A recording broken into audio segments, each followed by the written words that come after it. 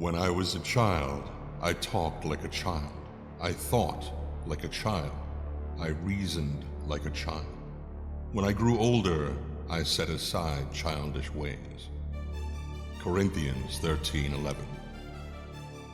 In the distant future, mankind has spread into the stars and found it is not alone. Within the cluster of planets known as the Silrain Heart, many races strive for survival or supremacy. But throughout this array of planets, societies, and cultures, each has one thing in common: the crucibles. Scattered throughout the galaxy, each moon-sized structure contains a core of raw sorin, a form of mysterious energy used to power ships, cities, and sometimes the warping of the fabric of reality itself. Beings who can do this have been given a name: Espers. The power of God has been granted to God's children. It is a time of terror. It is a time of wonder. It is the time of Esper Genesis.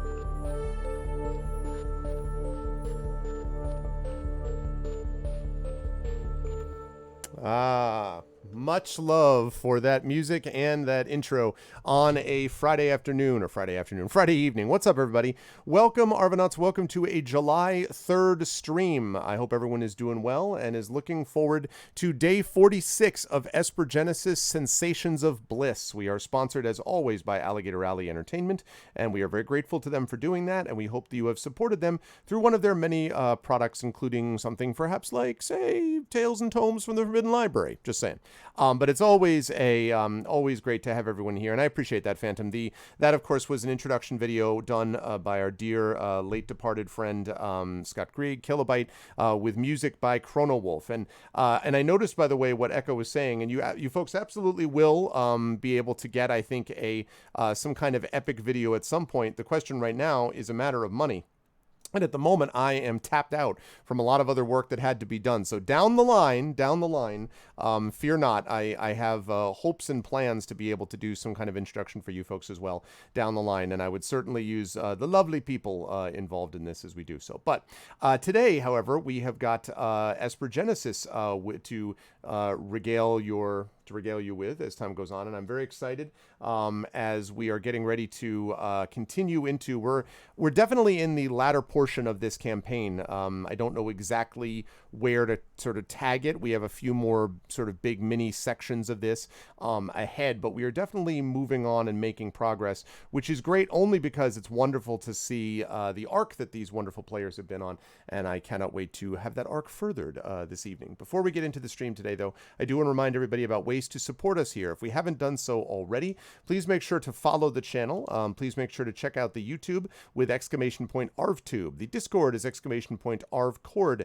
Twitter is !ArvTweets. Please retweet this stream. That is always appreciated. And you can find out about all of this on my website, arvineleron.com. On the financial side, you've got !ArvShop, which is the merchandise area where you can get stuff for Adventures in Middle-earth and stuff for the Infinity and Beyond crew currently playing Curse of Strahd. And of course, we will soon have some Esper Genesis stuff up there as well, so please support us there. Please support us by supporting the Patreon, !Arvtreon. Good stuff for you and good stuff for the channel, so please consider supporting that. As I say, that resource gets tapped into quite a bit because we are using it to do various things within the channel, including overlays and all that sort of stuff. So please consider jumping on board. As far as you folks are concerned, you can also get a copy of one of my band's albums that way. You can get an epic character background, you can get an epic poem written about you, etc. So all of those are things that are possible if you can support us in the Patreon. You can also support us through the sub button right below that video window. We are sitting at about 60 subs, and I want to thank Mrs. Dunsel, who just jumped on board to resub, so thank you very much. Thanks to all of those who have subbed and resubbed. Please consider doing that because you can get some awesome emotes that you can use here, there, and everywhere across Twitch. And you can also get that custom sub badge. You can also get inspirations for the players when you get to a high enough level. Speaking of inspirations, by the way, those have been reset for this month. I also want to call everyone's attention to the fact that Twitch has introduced a multi-month gifting thing. So you can actually gift a sub to someone now for more than just a month. You can gift it to them, I think, I want to say it's 1, 3, 6, and a year, something like that. But I know that you can gift now for multiple months, which is really neat. And I think that's cool. So if you're like, I want to give this person some support, and I want to give them some support for 6 months for the rest of the year, you have the power to do that. So please consider jumping on board and doing something along those lines with your sub buttons if you can. Now, tonight, we have got Esper Genesis, as I said. Schedule-wise, this is what we've got planned. Tomorrow evening, we have a very special event. This is, of course, very early July. So we've got our plans set. And I do want to say that I'm going to talk more about the schedule tomorrow. I don't want to waste time with it now. But I'm going to talk more about the schedule on July 4th. As Echo said, happy pre-July 4th day. We are going to be doing that just before, just during the special session tomorrow. I'll talk about the schedule. There are going to be a couple of curveballs this month. One of those curveballs is something which is happening in mid-July, which I am extremely excited about, and I'm going to be making an announcement about that on Sunday. So we have our Blades in the Dark session coming up Sunday at 7 p.m. Eastern. During that time, I will be making a very, very big announcement about something coming to the channel. It is a huge announcement. You will not want to miss it, especially if you are even vaguely a fan of certain kinds of mythology. I'll just say that. I've been teasing this out a little bit. We have a big announcement coming up on Sunday. So that is going to be, the event that we're going to be teasing is going to be happening in July. That is one unusual thing happening event-wise. But the other thing that we have is that I'm going to be on vacation for a week in the middle of the month, during which I probably will not be streaming at all. There will be other streams happening. You will have still, I believe Sod will be doing Gromnir Grumblehammers type of stuff. Either that or Emberwind. I need to double check and see which is which. I have them up on the calendar, but one of those. You will have community D&D with Echo and Shadowed and Rock God and Hoodie and of course Trishy Mats, and I want to publicly welcome in Trishy Mats into the stream because and into the campaign, because of course she is now an official part of the community D&D Shadow crew. So welcome, Trish. So yes, so Trish, Hoodie, Rock God, and Echo, along with Shadowed Mage as your DM, will be streaming that week, and we'll have a few things like that. But I will not be streaming on that week because I'm going to be away. I'm actually going to be on a cabin at a cabin in upstate New York with myself and my family, and I am not going to be streaming or anything else. I'm just going to be hanging out with them. So I'm going to be taking a week off, and yeah, so that's going to be happening. But as I say, there is a big event coming up that I cannot talk about much, but you're going to get that. So we've got that. We've got a lot of the other events that are happening, and one of those events is tomorrow at 7 p.m. Eastern. I will be joined by the inimitable Zac Clay, and Zac and I are going to be doing a cooperative stream of Destiny 2.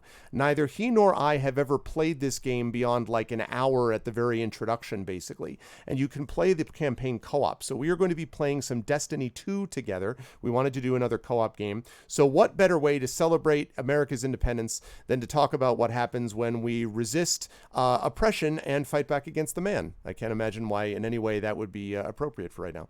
So that's Destiny 2. I'm excited about that. That's going to be happening again tomorrow at 7 p.m. Eastern. And then Sunday, Sunday the 5th, we have got Blades in the Dark with Brandon O'Brien and company. That's Speculate Twitch event, during which we will make this official and exciting announcement about something happening in mid-July, and you will not want to miss it. So that's what we've got going on. It's very exciting. I am super happy about it, and yeah, it's going to be a lot of fun. Yeah, I really enjoyed it too, Mrs. Dunsel. So all that was good.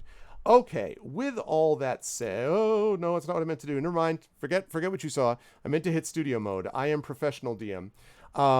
I am going to, let's see, I'm going to get rid of, let me go back to this for just a moment.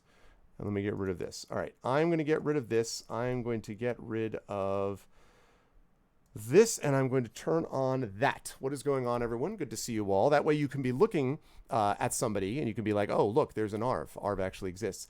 You can look at me while I am actually capturing all of our people, because we had some people just pop in and change windows around, which means that I need to adjust windows, because that is the joy of Zoom. I'm telling you, man, someday when Zoom grows up, it will be able to make windows that will automatically resize to a particular mode so that I don't have to do this every single time. That will be great. What is up, Ballsteg? So I also want to mention, I was waiting to see when Ballsteg was going to show up here. While I am recapturing the windows, I also want to mention that one of the things that I'm very excited about on the publishing end, I have the various publishing things we've talked about, but one of the things I'm most excited about is Icarus. This is my graphic novel, Icarus and Jelinek, which is going to be coming out. The final date for the pre-release, for the pre-order day, I should say, is July 17th. And Ballsteg, of course, who is one of the co-owners of Athos Arts, the amazing publisher behind this. Athos has got a couple of big projects coming up soon that you folks will not want to miss. But this is one of them. And so I am so pleased with how it came out. The art is gorgeous. It couldn't be better. And I am just seriously very excited for what I hope is going to be an incredible reception to this event. I really hope it is. And so what I will need from all of you folks is some assistance in making that happen. And so I will be having some kind of special, Icarus is here type of event, which I will be excited to share with all of you. But July 17th is the last day that you can pre-order that. So if you haven't already done so, please consider jumping on board with that, because Icarus is going to be a big deal. I saw that. I haven't had a chance to look at those cover proofs, but thank you so much for the sub. I appreciate it, Ballsteg. And I will take a look at those cover proofs indeed this evening / tomorrow morning, but I'm very excited about that. All right, so now I'm going to unmute myself, having stalled as much as I could. And now I am going to unmute them, and I'm going to head over with the power of studio mode. We have everybody there. One person is just a black window, and I suppose maybe that's reflective right now of Aramis's soul. Maybe this is Aramis is now just the black square of doom. Yeah. I think that's reflective of this is method acting at its greatest extreme. Eventually, Johnny just becomes a character out of Flatland, and it's just you're fully invested in the dark two-dimensional space of. That's a joke that landed with about 2 people, but whatever. I'm a fan of those people. So, but it's good to see everybody. I hope everyone is doing well. And since Johnny, I think, is with us, but not yet visually on camera, I will jump past him and come back to him as soon as he appears. So I will welcome first into the fold someone who is apparently cooked a chicken for 34 hours. We just found this out today, and we were all like, that sounds spectacular. And she has confirmed that it is, in fact, spectacular. I am speaking, of course, of Kat Rambo. Kat, it's good to see you. I have spent the last few sessions talking up how amazing the writing stuff has been for you and how amazing a writer you are. But I guess I need to also add to that amazing a chicken cook. So can you explain how you cook a chicken for 34 hours? No, I did not. It's not. You don't cook the chicken for 34 hours. The chicken I cook for an hour.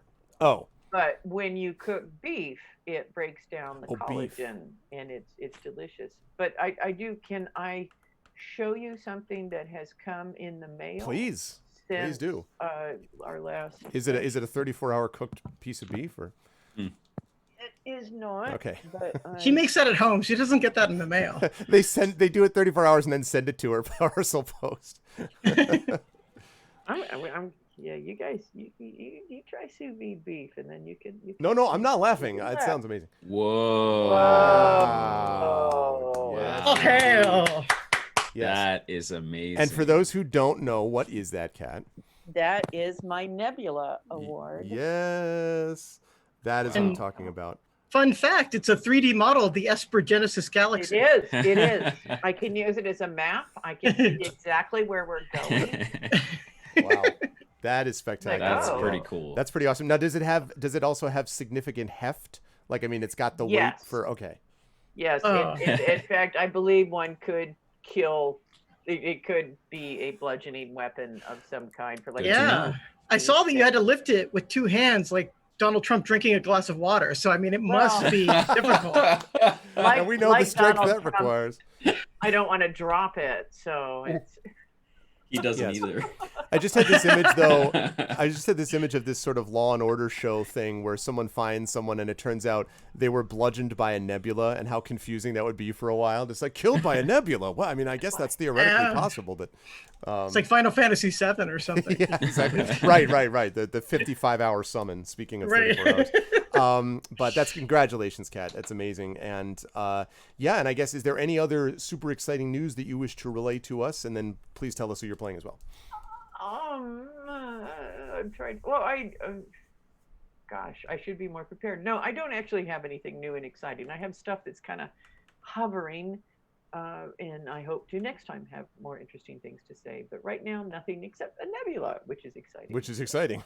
Damned exciting. Yeah, I was gonna say, man, that's why I want one of these things, because I can just so I can have this awesome, like, all these things always look great. They're like, here's a Hugo. I'm like, that looks awesome. So does that look awesome? So yeah. I mean, part of it is that because one is isolating at home, like moments like, oh, the crows brought their baby to visit the porch this morning becomes incredibly exciting. Yeah. So, Exciting though. That's actually very cool.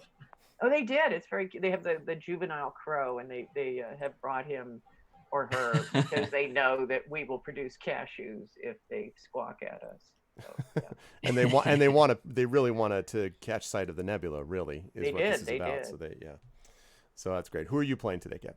I am playing Petrasinus, an Ashen Forge Sentinel with a very large hammer and a mysterious affinity for intelligent machines. Yes, which is continuing to deepen, and I look forward to finding seeing more about how we handle the lawnmower man-ish quality of all of this. Perhaps not, but of this. But it's always a pleasure to have Kat with us. And again, congratulations, Kat, on the Nebula. And moving right along to a gentleman who has also been dealing with the awards, and actually had a really cool Twitter of because you did I guess, Carlos, a live stream about the award, right? I didn't have a chance to I wasn't able to attend it, but you did a live stream of it, yes? Like recently? It wasn't a live stream, it was pre-recorded, but we all had to submit for the different awards that are given out. And so this is for the Buddha Belprey Awards, given out from the American Library Association. And so, yeah, it was really sweet and touching and super great. And oh, wait, I can show you my medal. Hold on, I'll be right back. See, this is how it goes. And yes, Echo, it is actually the Diamond Song High Fantasy Novellas, which Kat has blurbed, I believe, or at least referred to, the E.D.E. Bell's Diamond Song stuff. But correct me if I'm wrong, Kat, I think you have. But it is actually 10 books. So and they're a lot of fun, and they do interesting stuff that fantasy doesn't usually do. They're very quiet and gentle books. They're really sweet. I helped edit, in the interest of full disclosure, a couple of the first ones. Yeah.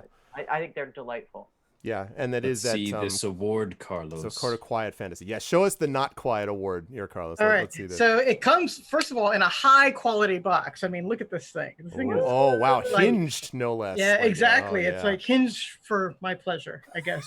And then so it's Carlos. Somebody, I'm not even gonna. Whoa. Oh wait, hold it up a little higher. Yeah, hold it up a little higher. Very Oh good. yeah. What? So what exactly is the title of this award? This is so I'm gonna just say it very phonetically and almost country so you can really hear it. It's the Pura Belpre Award. And it's basically for creating outstanding children's books that portray, affirm, and celebrate the Latino cultural experience. That is awesome. It's awesome. So if you take that down to the docks and hand it to somebody and say Bard or Gullus, do you get like a assassin that comes? Or... I'll tell you when I go to the docks this Saturday. Yeah. If only these things could be used as currency. I seriously, but I do want to see that with just, 6 a.m, the fog and like the dung dung, and there's Carlos in the long jacket, just sort of looking out, holding the box and like just with it ready to go. Yeah, that's again, congratulations so cool. again on that award. Totally cool. And it is very cool. Yes. I that it's good when it starts out with an awesome case and then opens up to reveal that. So that's pretty sweet. Yeah. What anything else exciting happening with you, Carlos, and who are you playing today? Well, yeah, I mean, so in a couple of weeks, I am going to be the writer in residence at Western Colorado University. And so like I was scheduled to fly into Colorado, but we're going to be doing a virtual event for the students of the MFA program at Western Colorado. So I'm extremely excited. That's I'm going to be working with another Nebula winner this year, Fran Wild. And so Fran runs the program there, and I'm going to be coming in and talking about writing games and just writing in general, doing some workshopping. And so that's going to be really exciting.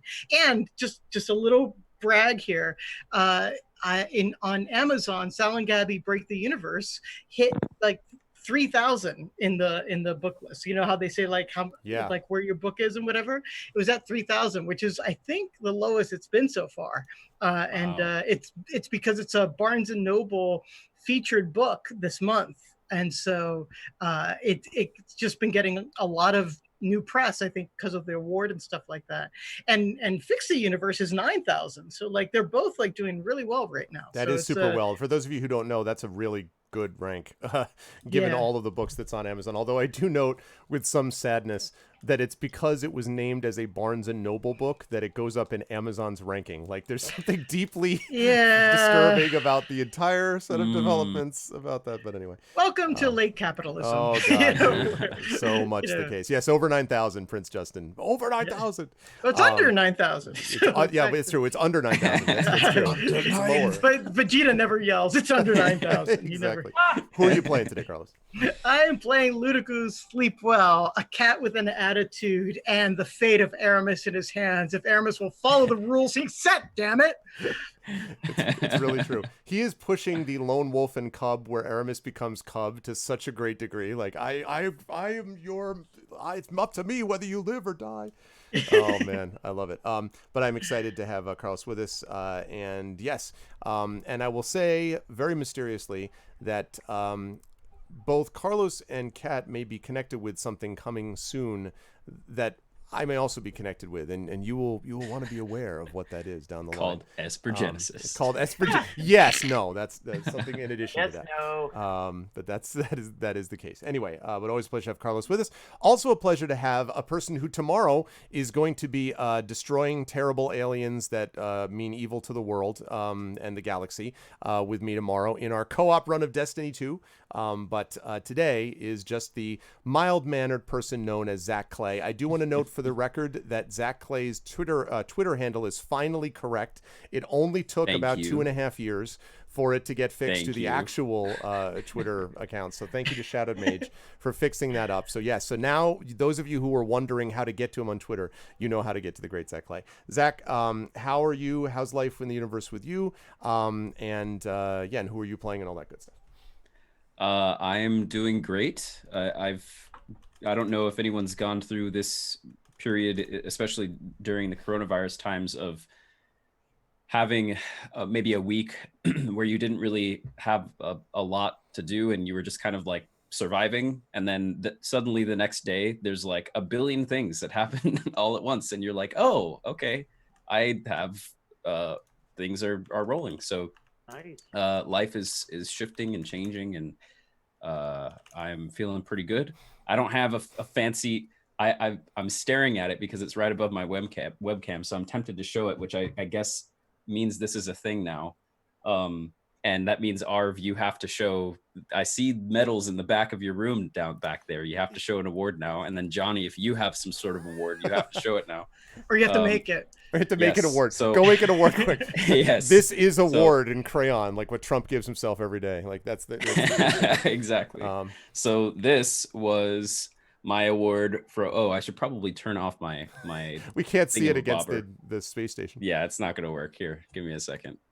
This was my award for Immersion Blown. Okay. Blizzard's Next Top Monster back 5 years ago now at this point.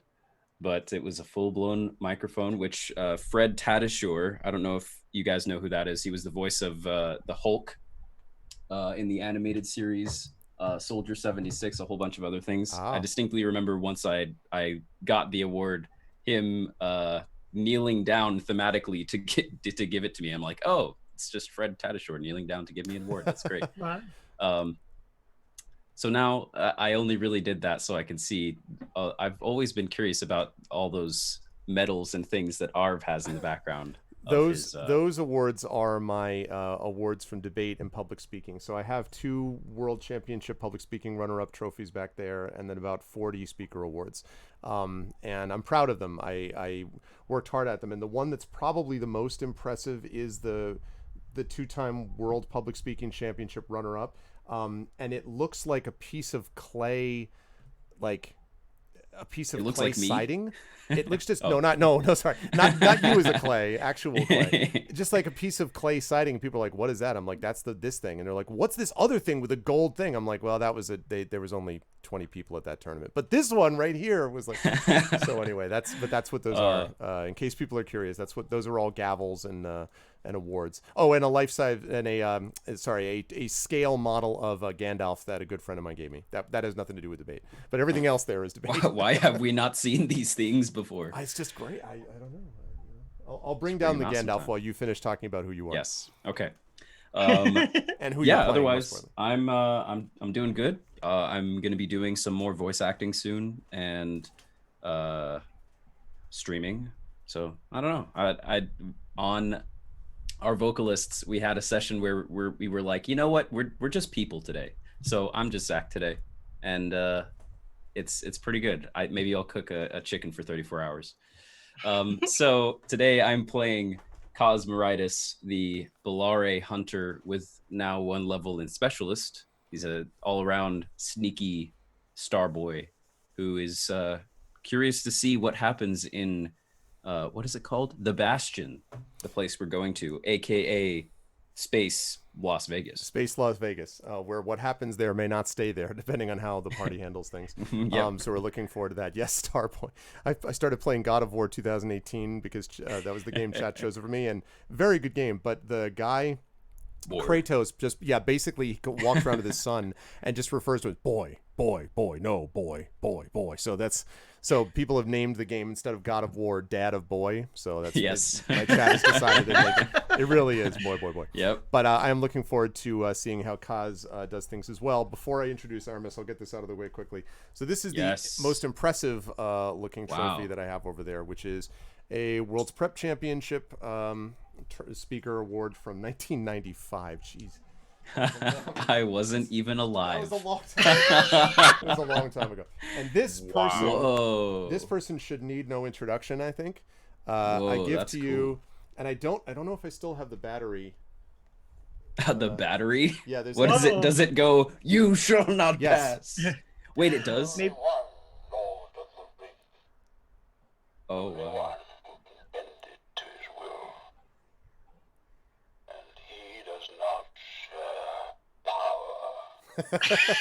And also, what? No, there it is. There we go. Wow, that is even got the awesome. reverb going on. Yeah, exactly. So, and That's the funny so thing about cool. this is you see the staff, right? And then you Yeah. may see that this sword is burned. A few years ago, we had a power blackout, and so we lit candles, and my daughter ended up lighting a candle too close to where Gandalf was, so his sword burned. But the thing is, it looks so freaking like Yeah, he faces it the does. Balrog, for the love of God. Like it Yeah. it feels. It so does anyway, look cool. this is from my friend. Actually, you know who gave this to me, Zach, is Russ. Russ Guberman, my okay. friend, gave this to me, and it's pretty epic. So this is That's awesome. this is Gandalf, and now I'm going to put it down there so people can wonder what the heck that was. That's great. Last but certainly not least, we have, of course, Johnny Pittman, the amazing VidStore cowboy who was with us. Welcome, Johnny. I wanted to make sure that we got people in before, so normally you would not be the last to introduce, but you are today. So how are you? Do you want to throw a bunch of awards at the screen and like show us all the No, I trophies don't. I honestly don't have any awards to throw at the screen. I do want to talk about the fact that I'd like to announce the fact that I'm going to be changing my Twitter name very soon. You So, son of a you terrible human being. I can't tell if he's serious or not. Listen. That's the thing. That's the thing. You'll never know, Zach. You'll It's never fine. know until it happens. It's fine. I'm actually going to start randomly changing everyone's name in the assumption that 2 years from now it will be changed anyway, and so I might as well just it's the Doctor Who version of overlays. Like eventually it'll all tie together. Anyway, how are you doing, Johnny? How's life on your side of the U.S. and who are you playing? California's a little strange, you know. I've heard. You know, with the way that the pandemic is going, it's a little scary. How with the resurgence. So. Yeah. But otherwise, things are good. Just ended season 1 of a City of Mist game over on Unmade Gaming's channel, and we're starting season 2 next week. I'm about to start playing through The Last of Us Part 2, so I have successfully avoided some spoilers so far, and everything has been great about that. And I've been playing with my partner Chris Ann through that whole thing, so that's been a great time and an experience. Yeah, and so life's pretty good right now. And I'm of course playing Aramis, the Ashenforge Melder, whose life is in the hands of a teenage punk. I mean, kid. I mean, hi, Carlos. Guy, person, Volna. But yeah, it's a great pleasure to have this crew assembled again. Let us fire up the music and let's talk a little bit what happened in our last session. Let me fire up a little bit of Ethereal Plane. And let's do it. In our last session, this crew, which has been through a whole heck of a lot from the beginning, but there have been a couple of through lines about the campaign that are important to note. The first is that very early on, they ended up falling afoul of a couple of significant and important groups within the Silrain arc. The first was Zephyr Corporation, a very powerful corporation that has a lot of interests and a lot of associations with different financial and economic interests, not all of which are legal. And apparently our party seems to be really good at undercutting the extra-legal versions of these when they run into them in various parts of the Silrain arc. And so the Zephyr Corporation has become more and more opposed to them, and they have also, in the process of doing this, found that they were connected to a virus called the Long Winter, a deadly cyber virus which could do and inflict great damage upon the Silrain arc, which could shut down machines, which could cause some of them to go rogue. Lots and lots of bad things could happen, all as a consequence of the actions of the Zephyr Corporation. And so the party was able to destroy much of the Long Winter by going to a secret station, research station, that was hid literally in a ship's graveyard, and they managed to find that. But unfortunately, that was not enough to completely eliminate the Long Winter. There was another transmitter back on Old Earth, as it turned out, and so the party went back to Old Earth, went to Sector 77, where after a great deal of back and forth and some searching, they managed to track down and find the source of this, and the source was a transmitter created by one General Blatt. But General Blatt, of course, it's never, that person is never the actual person behind all of this. The person who was actually apparently responsible for this is a rogue character known as Laris Baludin, who worked for a rogue section, at least supposedly rogue section, of the Zephyr Corporation. And Aricia Angel, one of the party's allies, so to speak, who also worked for Zephyr Corp, but was trying to find and shut down this rogue operation, was one of the people responsible for tracking that down and passing along that information to the party and to their allies. That person, though, Aricia Angel, ultimately disappeared, and now her agent has contacted the party and asked the party to help gather some information because there is still some of the Long Winter remaining. The party knows this directly because Kaz, at the moment, his suit is infected with, or gifted with, I don't know, depending on what you look at, a variant of the Long Winter. Now, the variant claims that it is the, in quotes, good side, essentially, of the Long Winter, that when the party engaged in its actions, that the Long Winter, what was left of it, essentially split. One half of the Long Winter was the part that it was originally, hopefully, intended to be more efficient and to improve the lives of the universe and to understand the complexity of all things and to celebrate it rather than try to destroy it. And then there's the other side of the Long Winter, the part that, as some ancient figure from long ago, comic lore once said, some parts of viruses just want to watch the world burn. And that indeed was the case with this other portion of the Long Winter, which is trying to track down and destroy not only the crew, but all of the creatures in the Silrain arc by infecting everyone with this sort of violent version of the Long Winter. The only way to prevent this terrible apocalyptic outcome is for the party to find this terrible, bad Long Winter and connect it, merge it somehow with the strand that is floating around in Kaz's consciousness within his suit. And if they can do that, then they will essentially, if they understand this correctly, cancel each other out and end the threat of the Long Winter once and for all. At least that is the hope. But in the meantime, the party has got the other group that it has fallen afoul of, and that, of course, is the Shadow Technocracy, a strange, fringe criminal element that is somehow connected with the Zephyr Corporation, at least the rogue branch of it, in some ways that's not entirely clear to the party. And so when the crew got its latest mission, the thing that it had to track down, the party was told that it had to find this contact of Aricia Angel so that it could find another lead on the details of this Long Winter variant. And so the party went there and found their contact. But the contact was not a neutral figure. It was a character known as Medici, an Ashenforged who had been one of the butchers of Matakai's demise, the Bethera butchers they were called. Aramis was apparently also one of these butchers before his memory was wiped. What he did not know was whether or not he was an evil sort of creature that was just as bad as the other of Bethera's butchers. But what the party discovered in their last session, under very serious interrogation from Sleepwell, what the party did, and a zone of truth, what the party discovered is that, in fact, according to Medici, Aramis actually was the one who, when the order came out to destroy and kill the Bethera, basically to betray them, it was Aramis who raised concerns. It was Aramis who said that we shouldn't do this, and it was Aramis ultimately who was punished for having engaged in these actions. And so, according to Medici, Aramis was the only one who really deserved some kind of reasonable outcome out of all of this. Sleepwell felt great about it. Aramis felt like, A, he didn't know what to do about it, and B, he had still done bad things before that happened. So the long and the short of it is, Sleepwell feels smug, Aramis feels guilty, and the rest of the party feels like they don't want those people to kill each other before they arrive at their destination. Their destination this evening, which they were getting close to just before we ended our last session, was this place known as Zac previously mentioned, the Bastion. It is at the Bastion that this event is going to be happening, because what Medici told them, according to Aricia's information, this famous world sort of Silrain arc famous, wide famous character known as Bliss Larkham, who is a sim entertainer, performs music, and does so in direct connection with people's brains. It's like, I don't know, some Billie Eilish in VR, I don't know, something along those lines, right? Some incredible amount of like, I can't believe that I'm actually getting to watch this person directly.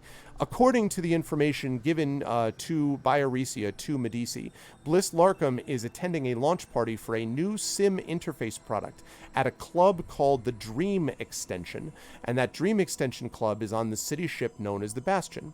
The club itself is in the entertainment tower of the Bastion called the Rubicon Spiral, and Aricia believes that whatever Baladan has planned for this entertainer, Zephyr Technology is most likely involved, and as we said, Zephyr Technology has been causing problems that needs to be addressed.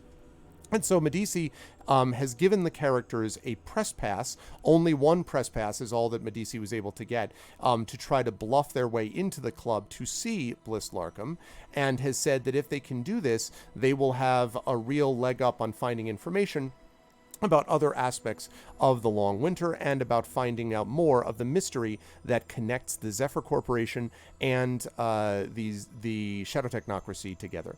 And so, as we begin our tale today, the ship is Hyperlance, that the party is on, is closing in on the Bastion, which is this enormous city ship that is in orbit around a planet. So what I want to ask the party here as they're closing in, this is shortly after their big encounter where Sleepwell interrogated and gathered this information, and now the party's sort of attending to whatever this might mean. As you're sort of closing in on the Bastion, my question is, how does the party want to approach this? Because as Medici has made clear to you, you have one press pass, right? And other than that, this is going to be a high security, very kind of high profile thing, right? They're going to have lots of people around and trying to protect Bliss Larkham and keep either groupies or, fanatics or others from jumping in and basically causing harm to them. And if it turns out that Bliss Larkham is involved with something relating to Zephyr Core, and that there's something going down which is more than just revealing this new product, then they're going to be even more anxious to keep the party from getting in. Not to mention the fact that the party isn't exactly the lowest profile group in history either, based upon their previous actions in the Silrain arc. And so I want to hand things back over to the party and ask you, first of all, how do you want to approach the Bastion, the city ship that's in orbit, with the Hyperlance? And then secondly, how the hell do you want to get into this club? Do you want to check it out, look around it? What are the ways that you want to get to the Bastion and then to the Dream Extension, which is the club that you're going? So I will hand that over to the party. So the first thing I want to ask, and I guess I'll turn to Petra and be like, hey, can we still do that like total ship invisibility thing? Did you say you turned to Petra? Yes. Okay, that's what I thought. You're muted. That's why I was like, that's fine. I don't know why not. We can try and see what happens. Certainly worth taking a look to see. And so I'll go look and see if that is still a possibility. Okay. Yeah, so it does look like you're able to do so. Sorry, just sending a text to my wife about a kid. Okay. Yes, it does look like you'll be able to do so, although when the Fenarg made their adjustments back on the station to the Hyperlance, what you've discovered both from you and from Rona is that the ship is very much now cued into it was always cued into mental control. Aramis probably remembers having to do it kind of in not the easiest way when he didn't have this connection. It's very easy for the pilot to be able to control it, but everything now is done through sort of mental commands through the interface with the ship. Huh. This is why I turned to Petra. Right. So here's the deal, is that interface is getting a little harder for me to break every time. And I believe that there's going to come a point where I don't come back. So I would like to ration me accessing capabilities of the ship as best we can, but this does seem fairly pressing. So there's the facts of the matter. And I probably should have mentioned this to you guys before, but Wait, you're not gonna what? The ship's gonna take your brain? That's my theory. Yes, I think at some point, Sleepwell, I'll go into the machine and not come back. Who designed this ship? This ship is terrible design. It is so user unfriendly. Looks pretty though. I believe that the Fenarg made it even more difficult to not interface with. Why would they? Because the ship told them to. Maybe you should ask Apple. Wow. Nobody read the terms of service. Man, shots fired. I use a Mac so I can say it. Well, Kaz says, even if we could go invisible, would the use of...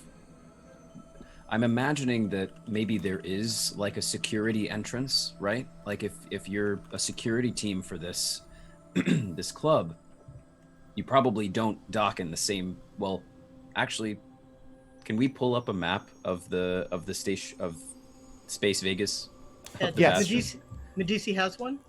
Yes. Well, it's not necessarily Medici. You can pull up sort of a kind of publicly available, like one of those in the mall, map, basically descriptions, you are here type of things. And you can definitely pull one of those. Also, thank you, Animus Maelstrom, for the resub. I appreciate that very much. 18 months. Thank you. Or 19 months, actually. Rarely make live streams these days, but glad to support. Well, thank you. I appreciate that very much. Thank you. So, yes, you're able to pull this up. And when you look at it, so the Bastion, which is enormous, as I've described before, has this portion of it, which is... basically this item called this entertainment tower, which is known as the Rubicon Spiral. And it's literally a tower that spirals around and that has like multiple casinos, multiple clubs as you're going up this basically very large spiral ramp, essentially. And I mean, very large. Like, it takes a long time to get around each revolution of this thing. So there's lots and lots of things as you do that. And you know that the club in question, this club, the Dream Extension, can be found at the 25th floor of the Rubicon Spiral. So the inside of it doesn't have a lot of details, except that there is unquestionably, you can tell that there is a back entrance to the club. But it looks like, from the way that it's sort of listed there, the back entrance to the club is basically for, service personnel and for performers, kind of as a way after they get through with a show or get through with whatever, the DJ for the night, they can get out that back door without being accosted by, their many legions of adoring fans. Also, I should point out that although this is supposed to be a launch party, I mean, a sim concert, the whole point of it being a sim concert is it's done virtually. Not that we have any experience with that these days, but it's done virtually, right? So it's not like you have an arena of 10,000 people that are going to be cheering about this. It's simply a club for people to kind of meet and greet, after which presumably this launch event with a performance by Bliss Larkham is going to appear. So there is some kind of security-ish back door thing, but it obviously doesn't give you much detail on this little mall map, and presumably that would be pretty heavily guarded. So then my question is, as far as mall parking, if someone wanted to directly go to the Dream Extension, could someone bring their ship to the 25th floor of this tower? No, it's kept inside the Bastion, so you'd have to land and then take a shuttle, basically, within it, because the whole tower is self-contained within the Bastion. We'd have to take almost like a tram inside the... Okay, exactly. So approaching this with our ship from the outside to get in is not really an option. Well, I mean, it's not like you're at Unless some we most shot a hole in. Remember, here's the thing about the Bastion. You're not on some most wanted list, right? Like, it's not like you're going to let me rephrase. Sure, you're on most wanted list in some places, but no, you're not under that jurisdiction. The thing about the Bastion is that it is the most popular one of these places in the Silmarine Arc, and their security is absurd. They do not want Lauren, they don't want the Lorendi coming in and being like, hey, we want you to extradite us. Like, they are not interested. They will not allow that to happen.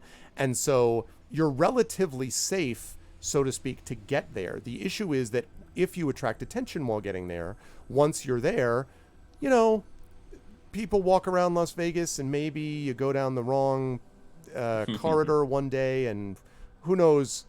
It's like from Batman Begins, the mobster is just like, the craziest things can happen, so it's like that. But it's not like you have to worry that you're going to be arrested upon arrival or something. That seems unlikely. Yeah, I meant more in the sense of like... Thank you very much. Thank you. Sorry, go ahead. I meant more in the sense of physical entrances. So the main entrance of the Bastion is you're supposed to go into, like, here's the entrance to the Bastion. If you'd like to make your way to the 25th floor, please enter the Bastion first. But I was thinking, exactly. What if we could park the Hyperlance, like, on the exterior of the tower. No, yeah, that's what I was thinking too. Yeah, much more like Disney World, where you have to get into Disney World and then take the shuttles in to get to the park. That you can't park next to Pirates of the Caribbean. Nope. Got it. Okay. I mean, you can try. You'd have to get in there and then break through the wall, but that's not a good way to have people not notice you. All right. So I guess yes, they're on every most wanted list. Yes, maybe that's fair. I guess after we see that, Kaz points it out and gestures to Sleepwell and says, well, if we're going to do any sneaking in, it's going to be once we're in, not on the outside. Well, we can get one person in pretty easily through a press pass, and then that one person would let everybody else in. That would be sort of like the simplest way, I think, to do it, and if there is something like a service entrance, just creating a minor distraction of some kind, or swiping some service credentials or whatever would maybe be one way to do it. Could be. We would need someone in our party to be capable of being somewhat inconspicuous, and I'm really not sure we're well fitted in that regard.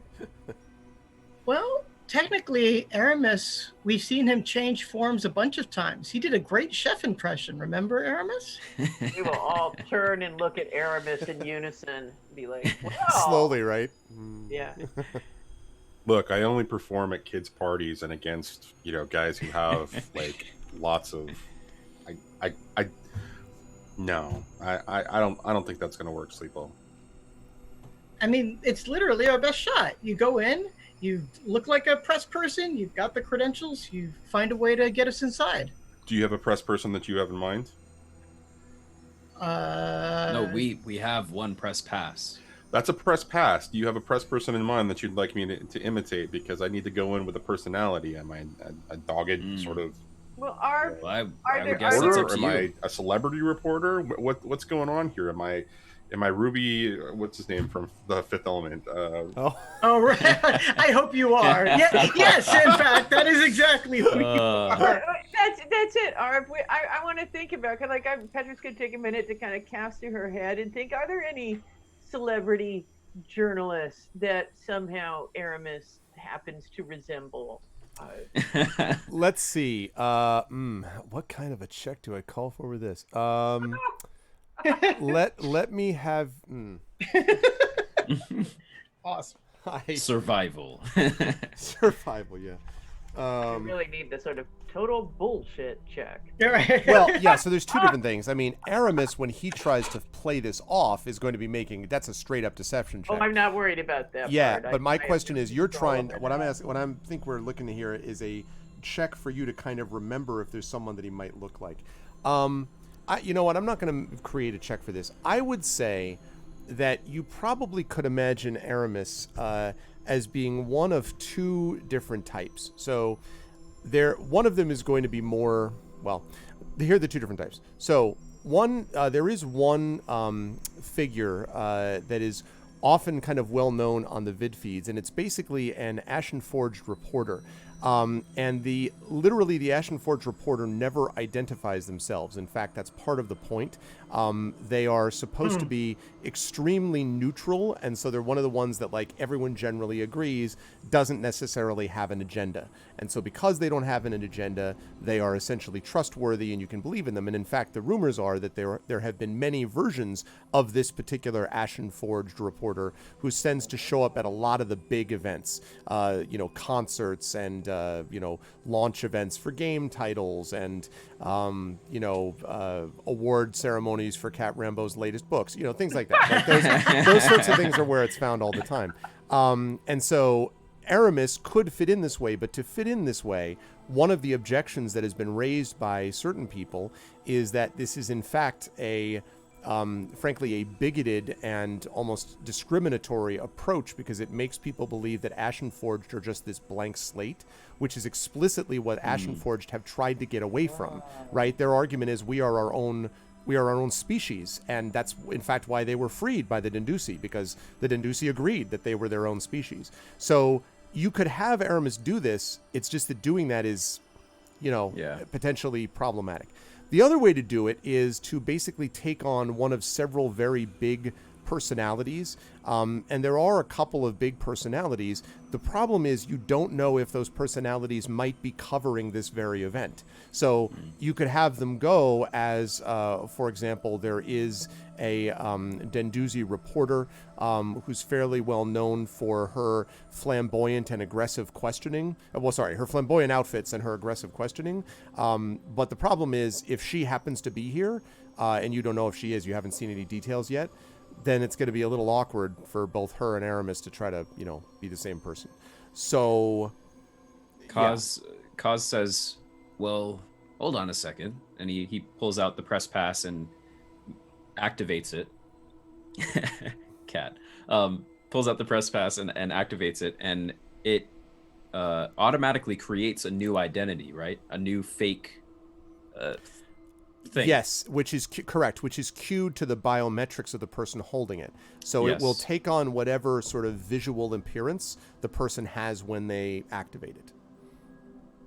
And they don't. And I should say that IDs in this time period they don't rely much on visual. They rely a lot more on biometrics and that other, stuff. And I say, who says you have to show up as someone that already exists? Why not just make up a character? The card will even give you a name. I hand it to Aramis. We want access, right? And we have it. No, but we want access. We want this person to be able to bring in an entire crew.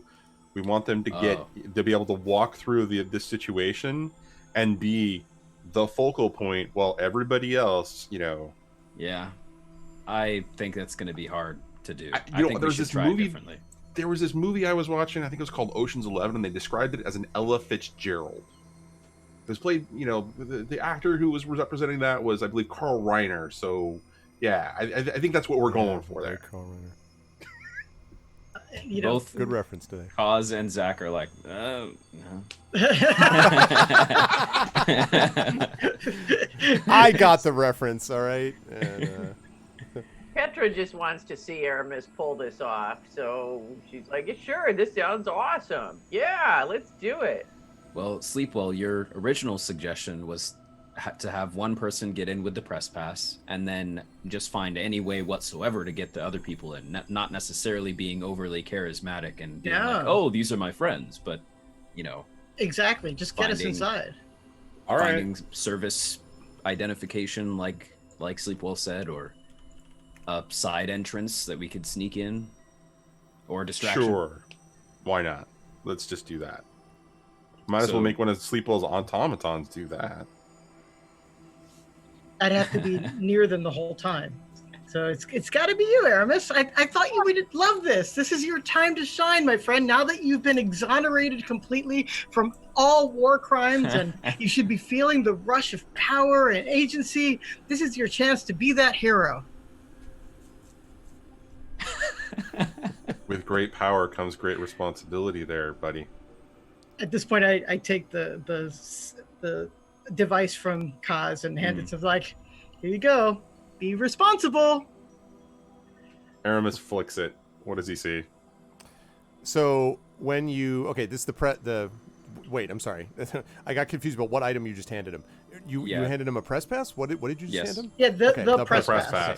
So when the press pass clicks, you feel this strange tingling sensation for just a moment, Aramis, that kind of runs up and down your arm. Almost, it feels a little bit unpleasant for a moment, like you got hit in the funny bone almost. And then that passes. And when you look back, you find yourself looking at a press pass, which basically has a picture of you with some kind of a... Now, You've never actually used one of these before, but this apparently is what Aramis... This is supposed to tie into what Aramis himself would imagine himself being to a degree. And so the press pass has you in what looks like an old-style Earth City slicker with the sort of collar up, right? And you've got what looks almost like an old style, you think they might have called them like a microphone or something, like a thing you would use to put in someone else's, sort of like hold someone else's so that they could speak into it and could be heard, something like that. So you can see that. And right below this press pass, it says that you are a press representative for World Galaxy Holovid, so World-Galaxy Holovid. And then under the name, there is a blinking cursor, as if you could fill in the name yourself. You did, I think. Edison Carter. What? Edison Carter. Edison Carter. All right. Good. Okay. Edison Carter. Okay, so the name, as you put it in, fills in, and when you type it in, it just looks like regular, like, boring font, but then the minute it's typed in, it stylizes to match the rest of the card, and underneath it, your title appears, Senior Press Correspondent. Edison Carter, Senior Press Correspondent for the World Galaxy Holovid Network. That's pretty fancy, Armis. I mean, sure looks convincing. Not impressed, but I guess it'll do. What is Aramis wearing right now? Didn't you get some new swag? Get like a duster, right? Yep. Yeah, the whole sort of like Harry Dresden getup. And that's what this looks like except the collar's up in the picture. All right. Where's the cat? On my shoulder, as usual. True, the cat is not in the picture. Well, Spot doesn't have to be in the picture to be a nuisance. All right. Well, we'll just stand back outside the entrance, probably, or in the hallway, and then Kaz makes sure that we all. I'm sure that we all still have communicators, or I forget what we would call them. Mm-hmm. Yeah, you have the little the sort of in-ear contact devices that you carry. And say, once you're in, just tell us what you see. And we'll go from there. And Rona turns to you all and says, "We're coming close to the station right now. They're going to ask for entrance frequencies in a minute. What do you want me to tell them?" Is Medici with us? Medici, yes, Medici can be with you if you want. Medici left before, but if you want to bring Medici to the bridge, you could. I turn to Sleepwell and say, "What?" Or I turn to Rona and say, "Wait, do we need like permission to even go to the Bastion itself?" And she says, "Well, there's going to be a lot of ships there. You've got that big event happening that you folks are going for. So, yeah, they're going to want an approach vector for us. But they'll probably let us in. I need to know what you want me to tell them, though. I can probably set this up to disguise the Hyperlance as another kind of ship. Or we could go in for silent running if you want. Or I could stop here dead in space, but pretty soon they're going to pick us up one way or the other." Pleasure yacht seems like a good idea. We are, after all, going to the Vegas of space. And we've got a VIP on board. All we have to do is tell them that we have a reporter with credentials who's ready to start reporting. Yeah. And so Rona nods slowly, and she is reaching for the comlink when all of a sudden the speaker kind of and approaching ship on approach vector. This is Bastion. Identify. This is Bastion. Identify on approach ship on approach vector. And Rona clicks in and says, "This is," and looks up at all of you. "Name." Yeah, Kaz turns to Aramis. "What's your name again?" No, the ship. The Fool's Errand. "This is the Fool's Errand." She says it, then looks back. Look at you for a minute. Then goes. She says, "This is the Fool's Errand. I'm currently carrying several people coming in for R&R, and also one very important VIP And then her eyes kind of flicker over to you, Aramis, and says, "I've got Edison Carter here." And then like gestures as if she wants to see your press pass, Aramis. Okay. I'm going to hand her the press pass. So she looks at it and she goes, "World Galaxy Holovid Network?" And there's a pause and then, "Fool's Errand. Who's the VIP?" And then she looks back at you and sighs. "Edison Carter, the World Galaxy Holovid Network." And there's a long silence. And Rona says, I don't know if this is going to. And then, "You were approved, Fool's Errand, for approach vector C563. Please reduce speed to 1/3 space normal. And please keep it straight on the way in. We got a busy dock today." And Rona's kind of, "Yes, thank you. Fool's Errand out." And then clicks off and says, "The hell is the World Galaxy Holovid Network?" As the ship kind of steers in and then moves towards the Bastion. Now, when you've come into Pelsaros, you were aware that this sort of wretched hive of scum and villainy. When you went to Pel Taveria, you were impressed with the size of this thing. The thing about the Bastion that strikes you is it may not be as large as Pel Taveria is, but boy, the Bastion does not joke around in terms of its appearance, because the outside of this thing is built almost itself like a glittering spiral. It sparkles in reflected lights, and there are a lot of these sodium chloride, not sodium lights, sodium chloride, sodium lights, salt lights, yes. No, sodium lights that are on the outside kind of focused towards these incredibly complexly faceted windows and mirrors and plastisteel glass on the outside of the station, so that the whole thing looks like it's just glittering in space, like multiple lights and mirrors. And you can see that as you get a little bit closer, there are even blinking lights from within, and then you can see that some of those blinking lights have signs in various languages. In some of the windows, you can see that there are people of all different races, types, descriptions that are actually doing all kinds of incredible things. You think you see multiple, like what you would assume are like swimming pools that are seen to be sort of suspended in kind of these fully glass enclosed things that are on the outside of this station. So this thing looks amazing, and there are a lot of enormous ships that are anchored nearby, things that would probably be like pleasure class vehicles, like cruise ships essentially, where people are docked, and then a lot of smaller ships that kind of dart in and out as all of them are landing. And as you close in on the Bastion, you are sort of dazzled by the sort of light and the reflecting qualities of this. And Rona kind of shakes her head as she comes in and says, "I must not be living right. I wonder if any people back at the station at Pelsaros would have known anything about something like this." And the ship kind of slowly moves in until it moves into the dock itself.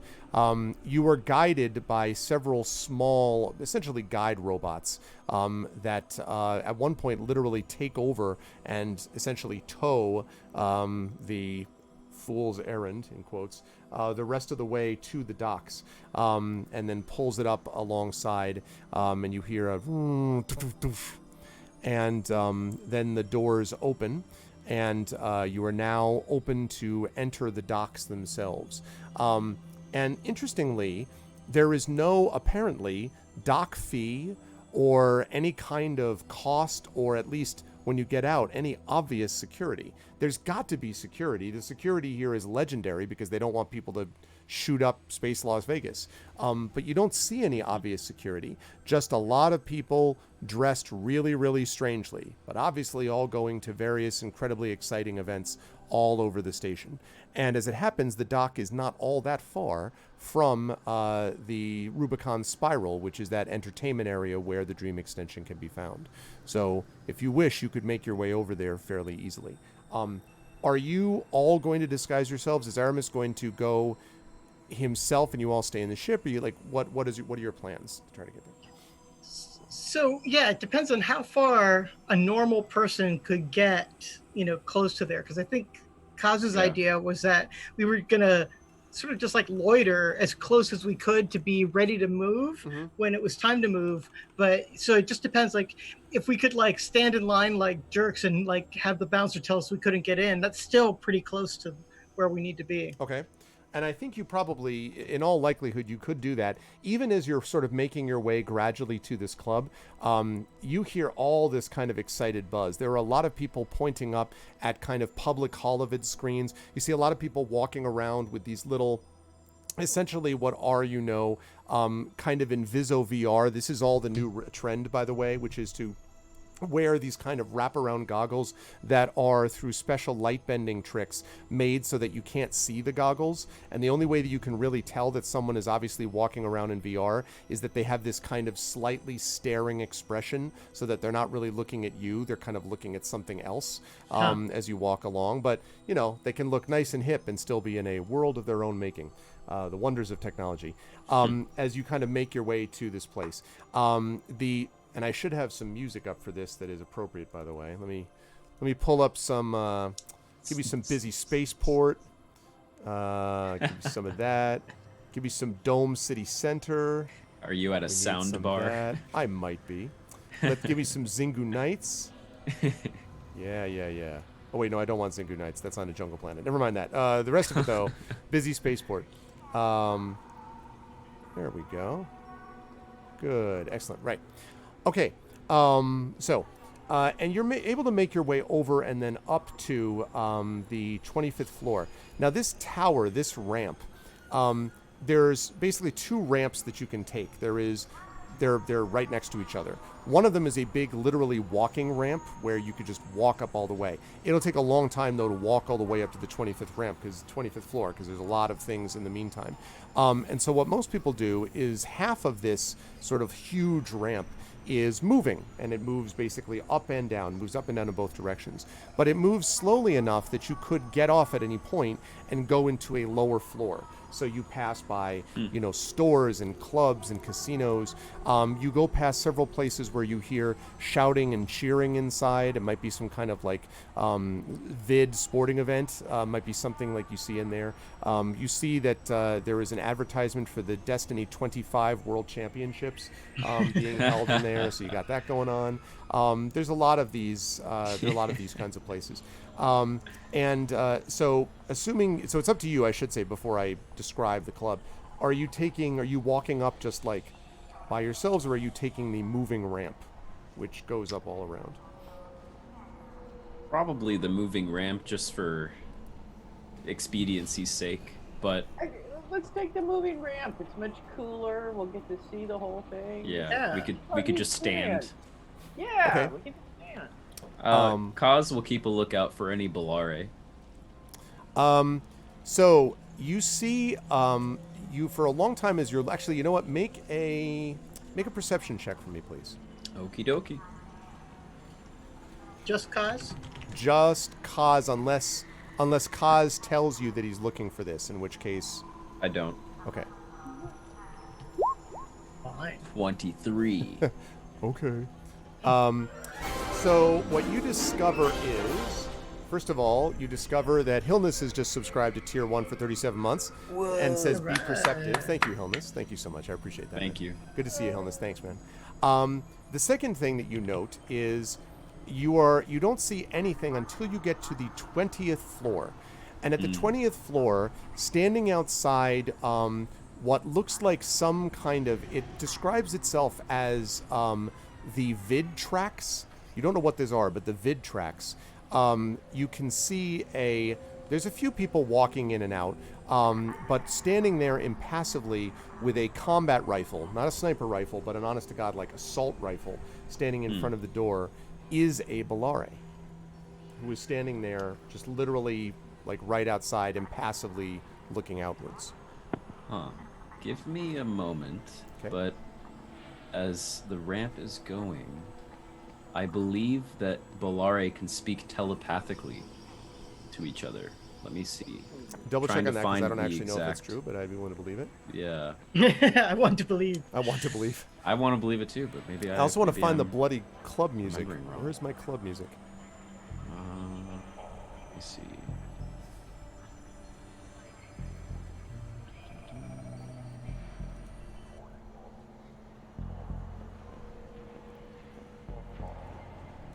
Okay. Yeah, I don't know if I can.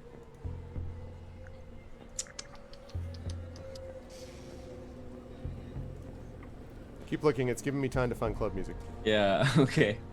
I can't. I mean, it's not under languages, but maybe I don't know. Maybe I'm remembering something wrong here. Let me see.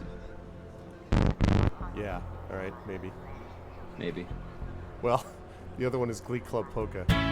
Yeah, definitely not Glee Club Polka. How about no? This should work though. Oh yeah, perfect. Perfect. Yeah, I can hear it. Perfect, got it. I'm really curious about Glee Club Polka. I mean, it's like it is definitely not what I would have hoped for this setting. Can we please use it for combat? This is the okay. I was just gonna say like this is what it sounds like. I'm not gonna use it, but I can hear it. I can. It's playing on Roll20 and probably on the stream too. Yeah, I think that is I definitely want that for combat. Yeah. Let's. Man. How about no? Let's just delete this from our memory, shall we? Okay. Anyway, I found. Okay, I guess I can't find. I must be remembering something that never happened, but.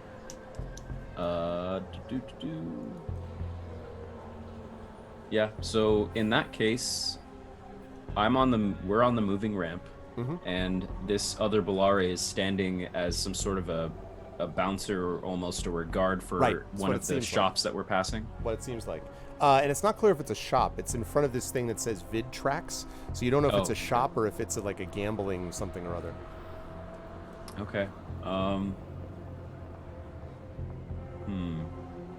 I will spot this Bellare. And when I do I get the sense that it's seen me at all? If it does, it doesn't acknowledge you. It seems to be it seems aware, like you'll see it moves its helmet, up and down here and there. But it doesn't go like, shocked recognition. It's just sort of staring outwards. I turn to the party and say, do you think I could, just for a second, I can catch up to you guys? Sure. And Kaz steps off the ramp. Okay. I will take care of this first, and then I'll get to the other three. The other three of you were continuing on your way upwards. Oh, also I should have asked. I know that Aramis, Petra, and Sleepwear were going, but the more people that go, the more you have to get in. Were you leaving... I assume you were leaving Rona behind and the crew, obviously, to manage the Hyperlance, but were you bringing Medici or leaving Medici in the ship for now because of what I just said?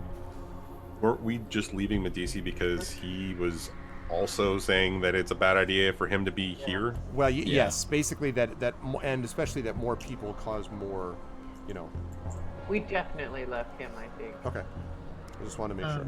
I also did not bring my constructs with me. Okay. All right. Yeah. Because okay. Interesting. All right. Okay.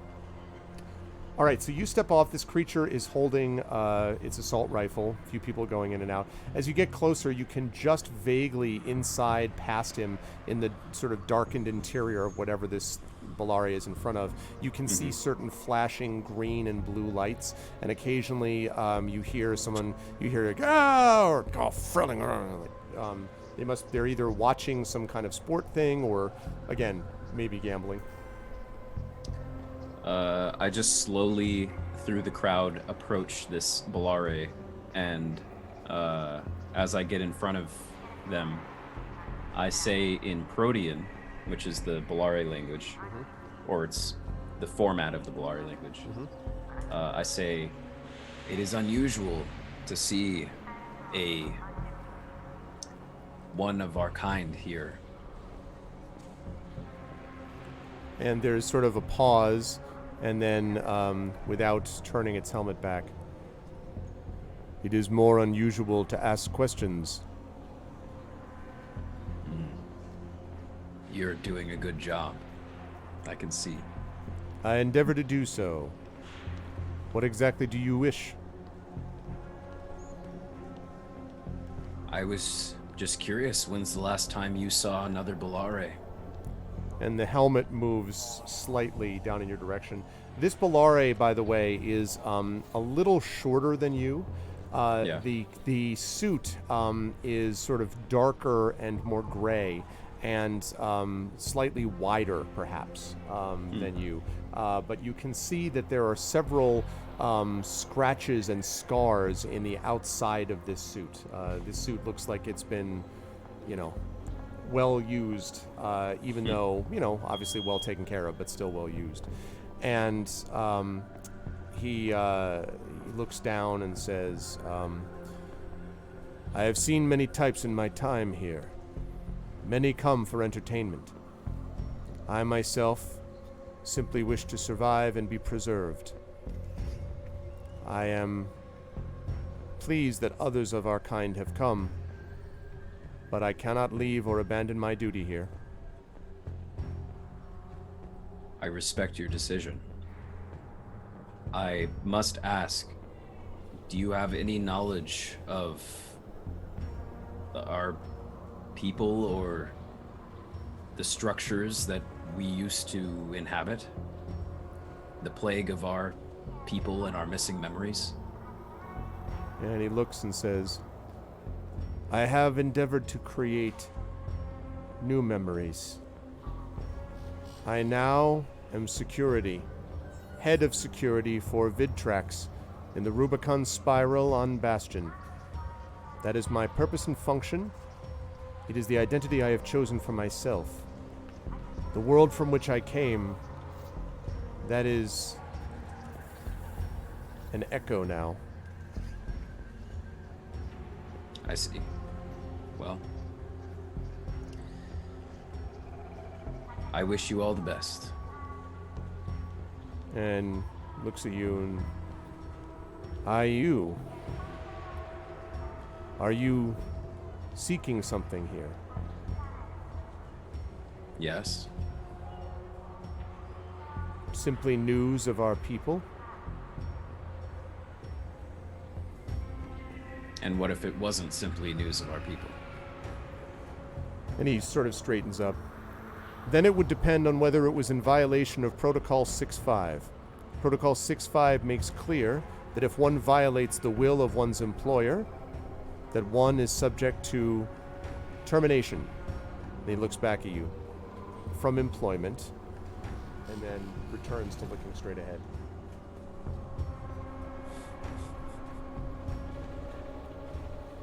Is that Vidtrax code or Bastion's code? Bastions. Everyone here on the station must adhere to Protocol 6.5. It's the way that the station manages to keep itself running efficiently and smoothly. The pay is reasonable, the treatment adequate, so long as one does not violate Protocol 6.5. Could you repeat what Protocol 6.5 is again? Perhaps in different words. One must follow the orders of one employer to the best of one's ability. To not do so, to violate the terms of one's employment, leads to the removal from that position. Moreover, if one is found to be in violation of Protocol 6.5, that is spread to all potential employers upon the station of Bastion. Essentially, it means if you're fired for cause, you won't get a job back. The minute I leave, any number of people would want to take the position that I currently hold. I would be forced to leave here, seek my fortune elsewhere. I see. I wasn't implying that you would be doing anything, if that's what you were saying. I'm only a visitor here. I accept that there was no implication in your words. But you should be aware, and he looks back at you. As you yourself said, there are few of us, and those which are here stand out.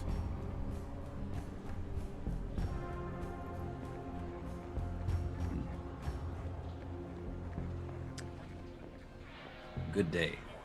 And Kaz turns a heel and starts catching up. And he returns to his sort of position. But as you get back onto the moving platform to head back up, you notice, I'm assuming you're not staring right at him, but you can even see out of the side of, sort of your peripheral vision, that his head kind of follows you up as you are going up the spiral in the moving ramp. In the meantime, the rest of you have made your way up the remaining 5 floors. There are 30 floors, by the way, in the Rubicon Spiral. So you get off at the 25th to find yourself at this entrance to the club. There is already an extremely long line you can all see outside this club, and you can see that there are even some of the press being turned away. And you know the difference between press and sort of the regular people in just a moment. The doorman is a Stonefang Matakai, and he looks serious. In fact, there are a couple of people who come bustling up. Looks like a couple of young Prometheans who come bustling up, and the Stonefang Matakai says nothing and then looks and goes, "Rrr!" And they sort of like whimper and fall back and sort of wander away, kind of pushing each other like, why didn't you do it? Well, I could have done it. Why couldn't you do it? So there appear to be 2 lines out here. One line is for the guests who are trying to get into the club, and then there's another line for presumably the press. You can also see some VIP guests that are probably celebrities of some type, and then wealthy people. And there is, again, the Matakai, the doorman with the Stonefang Matakai there, has got this, what looks like kind of a sort of an electro board, like a tablet maybe, and seems to be checking off names as people go through this VIP line. The people in the guest line are dressed for a party. There are a lot of scantily clad bodies of various types and descriptions, and all of them seem to be trying to outdo each other in their efforts to bribe or impress or seduce or intimidate the doorman. All apparently with 0 success, judging from the reactions that we have so far. The people in the press line are a bit more conservative in their dress, but only a bit. One thing you can say for sure, Aramis, is that you may have come dressed as awesome-looking Edison Carter senior press correspondent, but you sure as hell look like a little bit different as a press correspondent than most people who are here. Most of them are dressed like party people with a little bit of press, thrown in, and you are definitely all press all the time. One thing for sure that you note, though, is that nobody that you can see, literally no one, including the doorman, seems to be armed or armored. No metal soldier, armor, none of that. Nobody has anything like this anywhere. You don't even see any security cameras around. The only thing you do see is that to the side of the club, you can see some people are scanning a card and entering through a side door. And most of them are all dressed in what looks to be a very similar uniform, this kind of shimmering gray uniform. And you can see a kind of stylized, what looks like a rainbow ending in a cloud, which might be a logo for the Dream Extension Club, if you had to guess. And you can actually see that logo in big sort of flashing neon and electro lights above this logo of the rainbow with the cloud above it. And so these people scanning the card in to get into the side are wearing uniforms with that outfit on as well. And so that is what you see as you get off the at the 25th floor. You see these lines, you see the Matakai doorman and that door that he's in front of, and then again that side door that you're at.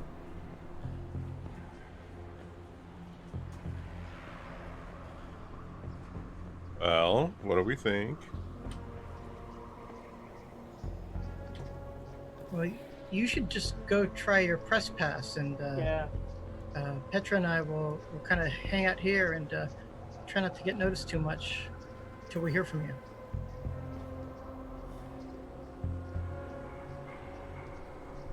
That Matakai has a board. He's probably checking off people. I walk right up to him and I can't get in. That's going to make me a visible target at that particular point. So we need to make sure that I get in there guaranteed. Sleepwell, do you want to try to maybe insert my name into that roster? So a little out of game here.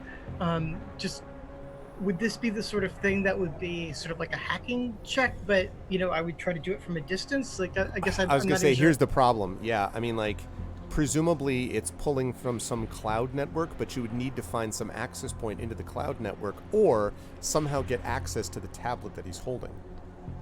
This is the future. This is wireless. Well, yes, that's fair. So you would just need to access the cloud network. The question is how you want to try to do that. Okay. You can try to go in search of an access terminal. I'll be, so I'll be like, I mean,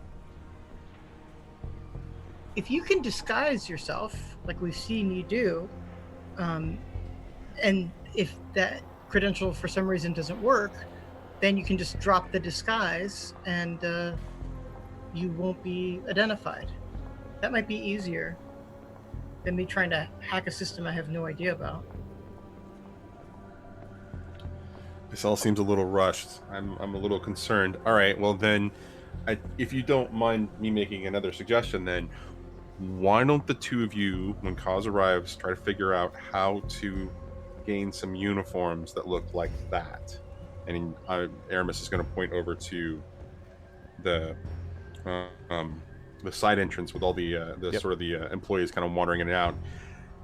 And if I can get inside, what I'm going to do is I'm going to make sure that you guys can get in through that door.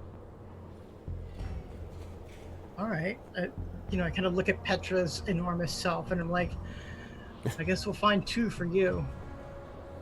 I think we should find a laundry room or something like that. Or locker where they change their uniforms. And or maybe... Go ahead. Or maybe we can apply for jobs.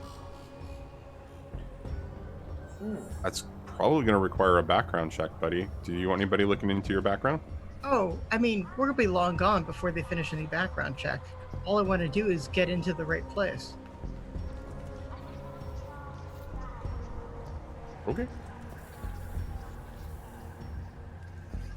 So then I'll go make my way through the front entrance, and I'll leave you guys to it. Okay, so what are the three of you going to do? We'll talk about the front entrance thing in a minute. What are the three of you going to... And are you all doing the same thing, Petra, Sleepwell, and Kaz, or are you splitting the party to do multiple different things? I don't think we should split the party, okay. But I do think we should look for a source of uniforms, if that is indeed what we're going to do.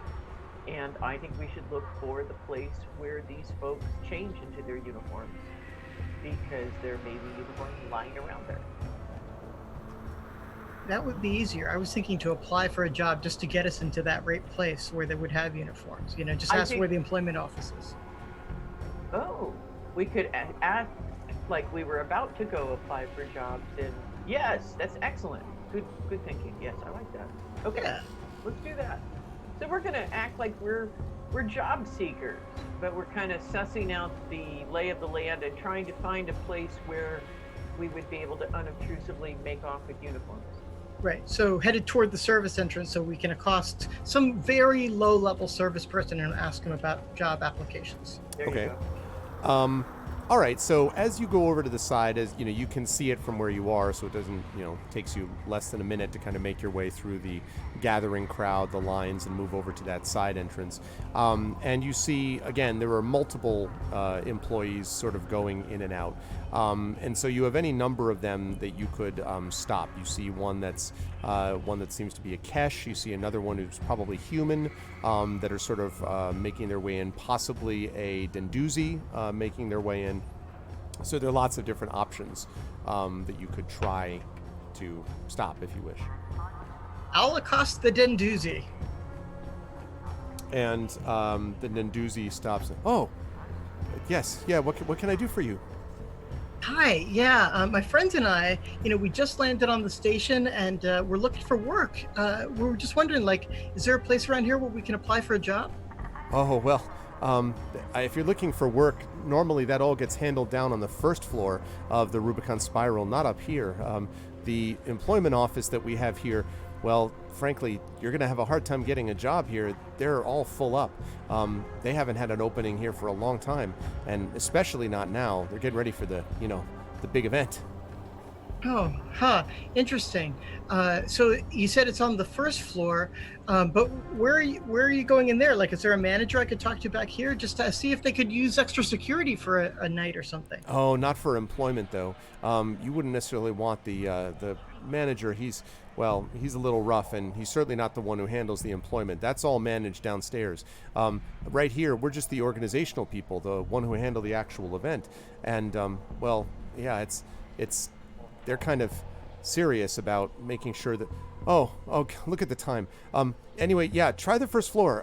You're not likely to find anything this way, I don't think, but sorry. And then kind of with a series of, rushed apologies, kind of enters the door. You can see that a lot of them, everyone who enters, like literally everybody who enters, seems to be wearing one of these uniforms. But you can notice that there's a couple of people, one or two of them, that depart that do not have uniforms on. And you wonder if that suggests that there's some kind of like they change uniforms or shift them or something, but yeah. So, I turn to the others, like almost everyone has a uniform here, except for those couple of people. And I point to the people that you indicated that weren't there. It's like, what do you think's up with them? Have I made it to them at this point? At this point, you would have, yes. So now you've got actually two choices. When you get up there, Kaz, you can see sort of scanning around. Actually, make a perception check for me. It's an easy one, but you don't actually immediately know unless your party notifies you, but won't be difficult to do. But 22. Okay. So yeah, you can see Sleepwell and Petra sort of chatting with each other, chatting with a couple of people, and then talking to each other earnestly near what looks like a side door of this place that I've already previously described. So insert my previous description here.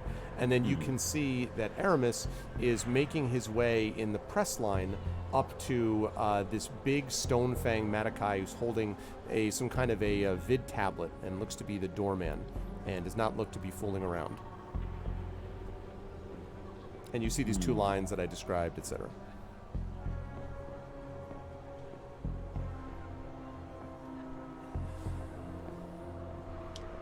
Kaz looks at the Matakai, and then looks at Aramis, and then looks at the Matakai, and then back to Aramis,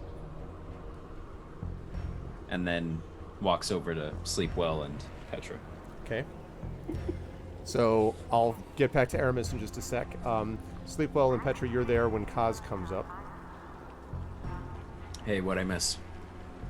Everyone has a uniform, except there are like a couple people who don't, and I can't quite tell like why those dudes don't seem to be, needing anything. So I'm wondering, like, can we impersonate one of them maybe? Like who are they? If it's as simple as a uniform, I can disguise myself to be a different species wearing one. But I have a feeling there's probably also like chip cards involved or something. Have you guys seen them use any cards or data pads or something? We very perceptively start squinting to see if these people moving in and out are using these cards. They are. They are all using swipe cards. You don't know if they are on the way out, but all of them on the way in are using them. Okay. Are they doing like employees normally do, like one swipes and then all the rest kind of like rush in? No. In fact, you notice that the door does not get held for both. So literally the door opens and closes. It's like a Star Wars level door, like yeah. All right, the super where I never understood why everyone doesn't just die instantaneously around these doors. But it's very much like that. So they swipe, door opens, go through, door closes, next person. And the door opens and closes so quickly that it doesn't seem to slow things down very much, but it is unusual. There's no like two people at once. It is definitely one person at a time. Okay. So we clearly need some cards. Or maybe we just wait to see what happens on Aramis's end. If he can get in, that gives us a few more options, hopefully. Another thing I was thinking, and I won't say this around Aramis,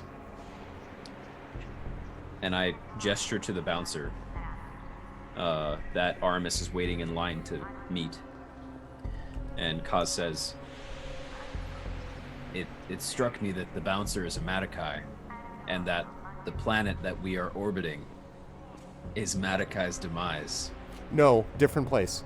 Remember, Oh. you left that place and traveled to this place, which is an orbit around a different city. You're right. They took you to Madakai's demise, apparently, according to Medici, because they did not want any suspicion being near the Bastion. So yeah. Very true. Okay, so in that case, Kaz, correcting himself, says, actually, well, we're not floating over that planet anymore, but... Look, if we really needed an in, this is kind of a different...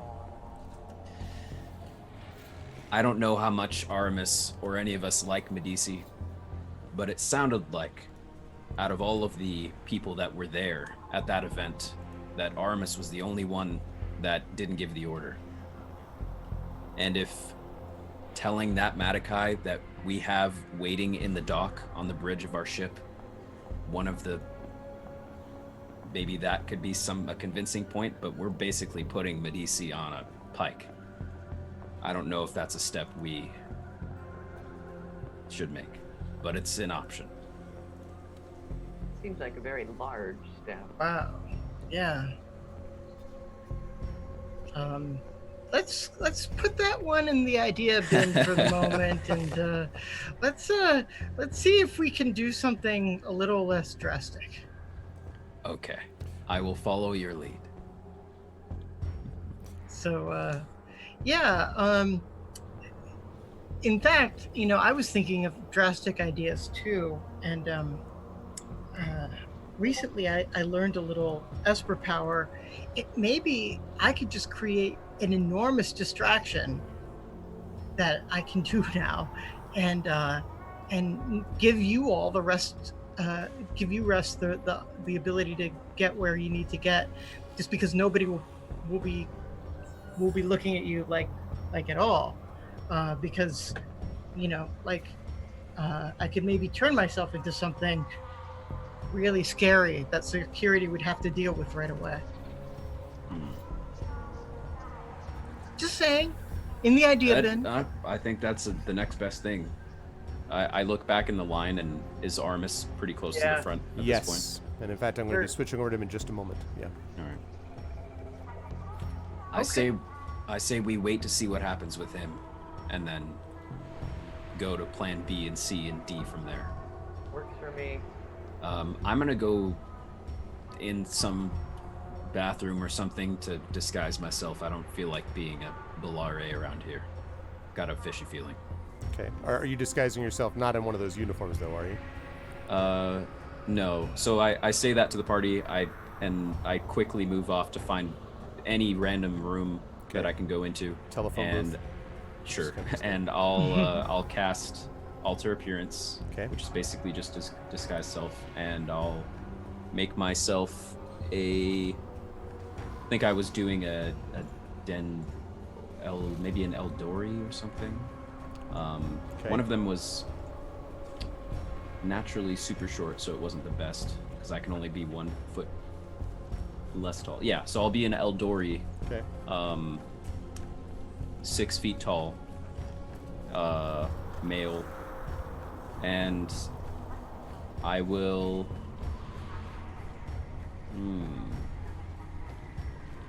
I will not... I'll just be wearing normal, traveler's clothing, so not the special security uniform. Okay. As you do that, we are going to jump over to Aramis. Aramis, you have now made your way up to the front of the press list and the press line, and the Madakai doorman is basically going back and forth from line to line, although you notice that he takes in basically more or less 3 people from the press line, and then 1 person maybe from the general admit line, and then so that's kind of how he's doing it. And you can hear as you get close to the line that there are a lot of people in the general admit line that are arguing with the Madakai doorman. And in fact, as you get to the front of the line, the general admit line people are arguing, and it's this time a human and a Kesh, and the Kesh is saying, "Come on, I know that I'm on the list. I got on there 2 weeks ago." And the Madakai is looking at the tablet. Well, then someone took you off a week and a half ago because you're not on here. No, I swear I'm on there. Look, if you just find my name, you can find me right there. And he looks down, he says, I found you. You're on the don't admit because your name isn't on the list. No, what are you talking about? I've waited for this forever. I've got to come in. Listen, I've got to get in to see Bliss. Do you understand how important this is? I do. I understand how important it is that I don't let people who are crazy about getting in to see Bliss. Look, if I were to just hand you, let's say a few cred extra we're able to pass in your direction, are you offering me a bribe? And are you aware that that's a violation of Protocol 6.5? And the Kesh kind of rolls his eyes. He's like, listen. And the Batakai Dorman says, I have a lot of people to see. I'm going to ask you to go right to the back of the line. You can come right back up here and try your luck at arguing with me again an hour from now. No, I don't want to. I'm not asking you, I'm telling you. Next, please. I don't. Next. And then literally turns away. And as he turns away, his tail accidentally bangs into them, and they sort of like fall almost over as they stagger backwards, and immediately the line moves forward to fill in the spots where they just were, and you can hear them kind of like, God, stupid, like as they're moving back to the front of the line. And he turns to you. He has this kind of world-weary expression on his scaly face, Aramis, and as he holds his tablet up, yes, name? Oof, that's rough there. Edison Carter, and I slide my ID, over to him. So, what's Protocol 65? I've never been to the Bastion before. Protocol 65. That's the thing that says that I do my job, or I don't have a job anymore. And as for those two, they'll get a chance to try to sneak in on someone else. You know how many people I've heard today tell me that they know they're on the list, that they got on the list 2 weeks ago, blah, blah, blah. The truth is, 99.9% of the people on that list didn't get in and don't have tickets. Because if they did, they're already here and they're already in. And he starts comparing your press pass to the tablet, and you can kind of see as he does it that there's a little scanner on the tablet that scans, and then basically it starts what looks like this little progress bar as it's scanning through, and you can see a bunch on the screen of the tablet, a bunch of IDs are flicking through incredibly quickly, like thousands of them must be processing, as he's going through it. And he says, I tell you, it's one thing to be a doorman. It's another thing to have to be a doorman in an event like this. Should have taken my vacation last week. What's wrong with this event? It's too big. There's too many people. And besides that, for Bliss Larkham, another one of these made-for-entertainment specials, give me a good Matakai singer any day. That's what I say. He looks back and down at the list and says, all right, well, there seems to be a match, although I don't have this name here. You're for the World Galaxy Hollywood Network? He kind of WGHVN. Yeah. He narrows his eyes and looks up. The frell is the World Galaxy Hollywood Network? It's some small thing that's coming out of Pelseros. Just getting started. Basically I'm doing this, gig for a friend. I don't care who Bliss Larkin is. I don't give a shit about what this whole deal is. I'm just covering this for a friend, honestly. Pelseros. I can't imagine Pelseros would be doing anything other than blowing itself up these days. They got this new administrator. It's kind of crazy. It seems like they're writing themselves. They're listing towards the side of moral good and systematic order. Good, systematic order. The next thing you'll tell me that crew that stole the Hyperlance is going to get found. I'll tell you another one. And he looks I actually had talked to a guy who actually has some good information about it. Oh, really? But, I'm not at liberty to speak about it right now. I'm writing a story, but... Oh, that's interesting. And a Denduzi who's standing in line says, hey, are you going to keep talking to them all the time? Or are you going to do your job? We're supposed to get in here. And the Matakai kind of slowly turns his head to face them and says, I think you're right. I need to do a better job at my job. Excuse me one moment. And he turns to you and says, hold this. And he holds his tablet to you. I take it from him. He immediately turns around and shoves the person in the front of the line so that they fall back onto the moving platform and continue on the way up. And he says, and the guy, then the Dendouzi yells down, "I'm going to complain to the coordinator." He's like, "You do that. By the way, you're going the wrong way. She's on the first floor." As the, thing is kind of sliding up.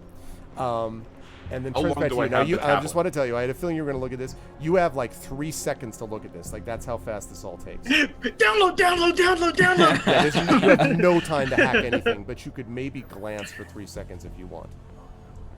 And there's a risk that he'll see you doing it when he turns back. Mm-hmm. No, I'll be good. I'll be really, really good, and just kind of like earn his trust. Okay. He takes it back from me, looks back, he says, "Doing my job. This is how I do my job. Thanks." He takes back the thing from you. He says, "All right, it looks like everything's in order. Well, listen, when you get back to Pelsaros with their story, you tell them if they ever have any, extra work for a Matakai, my younger brother could use one. Certainly I don't. His job's better than that place." No offense meant, of course. Enjoy yourself while you're in there. Good luck on your story. And I slip him 100. Oh, and he takes a look at the cred stick, and he's like, "I appreciate that. Very kind of you," but he pushes it back over. "Protocol 65, not allowed to take bribes. However, I will tell you this." And he sort of lowers his voice, and he says, "If you want to get to see, Bliss Larkham, get close by, let me suggest that you go find the best friend. Name is Neri Mosh. Speak to Neri Mosh. You get that person's trust, you'll get to see Bliss." He leans back. "All right, who's the next contestant?" And, another press person shows up and begins to talk to them, and you are now past that line. Now, as you look over, Aramis, you can see that Kaz and Sleepwell and Petra are kind of looking in your direction slightly. Although Sleepwell and Petra there, Kaz standing next to Sleepwell and Petra actually is this Eldori, who you're not entirely sure who this is, but there's some Eldori standing next to Sleepwell and Petra. But otherwise, you see them over there. So as I look back and kind of like give them a nod, I do this and move inside. Okay. Kaz lifts his hand to his face and then turns to Sleepwell and Petra. "What is that?" I don't know what is that, this nose thing? Sleepwell's just like scratching behind the ear. What? Petra's smashing things with her big hand. Maybe I should turn the polka music on. Okay.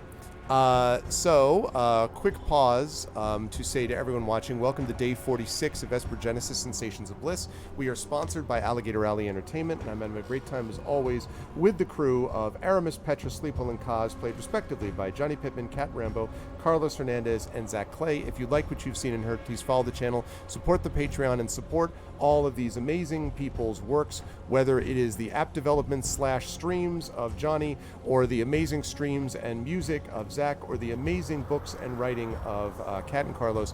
Please follow all of them because they are amazing and all that good stuff. Also, note to the players, in 15 minutes we will take a break, and then when we get back from the break we will wrap at midnight, which will be about 50 minutes or so after the break is over, so just letting you folks know. I guess partly who I follow is going to depend on what the three of you outside want to do.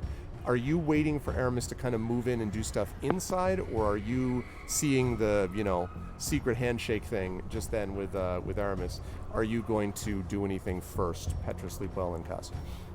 I mean, we are watching very carefully for any kind of mistake that we can exploit. So, like when you do a surveil and you're just sort of like watching the patterns of how people go in and where they put, like where they gather and stuff, Sleepwell is sort of like, really focused in like a way where he thinks he's more of a spy than he really is, but he's really focused in trying to just like exploit any error. Anybody puts their card down or it falls out, or any chance he can get to, sidle up to somebody. He's looking for that. I'm going to ask you to make a perception check for me on that. Are Kaz and Petra doing the same, or what are you two doing? Do the same. Okay. So I would say that anyone who's doing that, so Kaz, you can, or if not, then you can tell me what else you're doing. But otherwise, Petra and Sleepwell can both make perception checks for me if you wish. And so our proficiency bonus at this point is 3, is that right? I believe so, yeah, because you're level 7, right? So proficiency should be 3, I think. So I got a 14 then. Okay. You don't see this, Sleepwell, but Petra sure does. Petra, you notice that as someone is coming in, they are carrying what looks to be some kind of box, and it might be some kind of like, it looks like it might be a box of like material, maybe for the inside of the club. It's not totally clear. But you can see that they're struggling a little bit to carry this box, and you can see that in the sort of side of the uniform that they have, there are these side pockets basically in the tunic, this uniform that's got the little thing on it, and there are side pockets in it, and indeed there is an ID card that is peeking out of one of those pockets because they're trying to like hold this bulky box in their, the other part of their arm as they're moving along. So you could see that. You therefore could try to make an effort to steal it if you wish, because it's poking out of the pocket. But that'll be a sleight of hand type of thing, and I don't know if that's how Petra would normally roll. So let me point out that would be dex based, and yes. We know that my dexterity is, I believe, 7. Indeed. So what's up there? Can I just gently cue Sleepo in on this, who seems much more dexterous than I? I would say so. Sure, you could do that. Be like, look. All right, and then I'm going to relay this information to Kaz, who I think is the most dexterous of all. But because of this game of telephone, by the time it gets to him, it's someone's card is going to be used against you. What? What does that mean? God. Okay, so, all right, you're going to relay this to Kaz. So yeah, so just make meaningful eyes toward the card. Chin flicks, that sort of thing. Does that work as well as the gesture that Aramis gave you? Yeah, you guys just start flicking the nose. I'm like, I don't know what that means. Mean? What is nose? Yeah, this person carrying the box is going into the service entrance or the front entrance? Going into the service entrance with this uniform, and they're waiting in line. Basically, there's a little bit of a lineup that doesn't take long, but it's like employee goes up, swipes, goes through. Employee comes up, swipes, goes through. And so they're right now 4th in line. Oh God. Okay. But they're the last one in line at the moment. No one is behind them.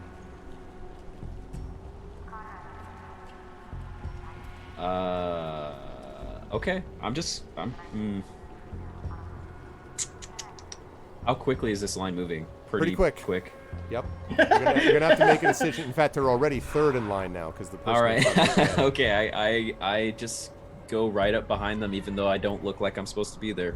But given that I'm behind them, hopefully no one notices yet because you're last in the line. Yeah.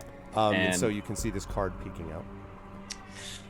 Oh God, this is gonna be bad. My sleight of hand is not the best, but I will try.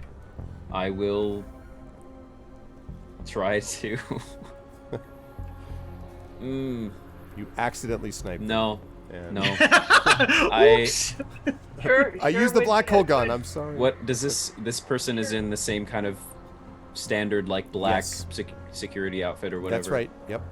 Can I just point out to our watchers, this would be a great time for an inspiration. It would. This is a good point. We have a full bore of inspirations, folks. Yeah. So they're all reset. So if you wish to inspire Kaz, that would be the only way I do this. Sneak this card.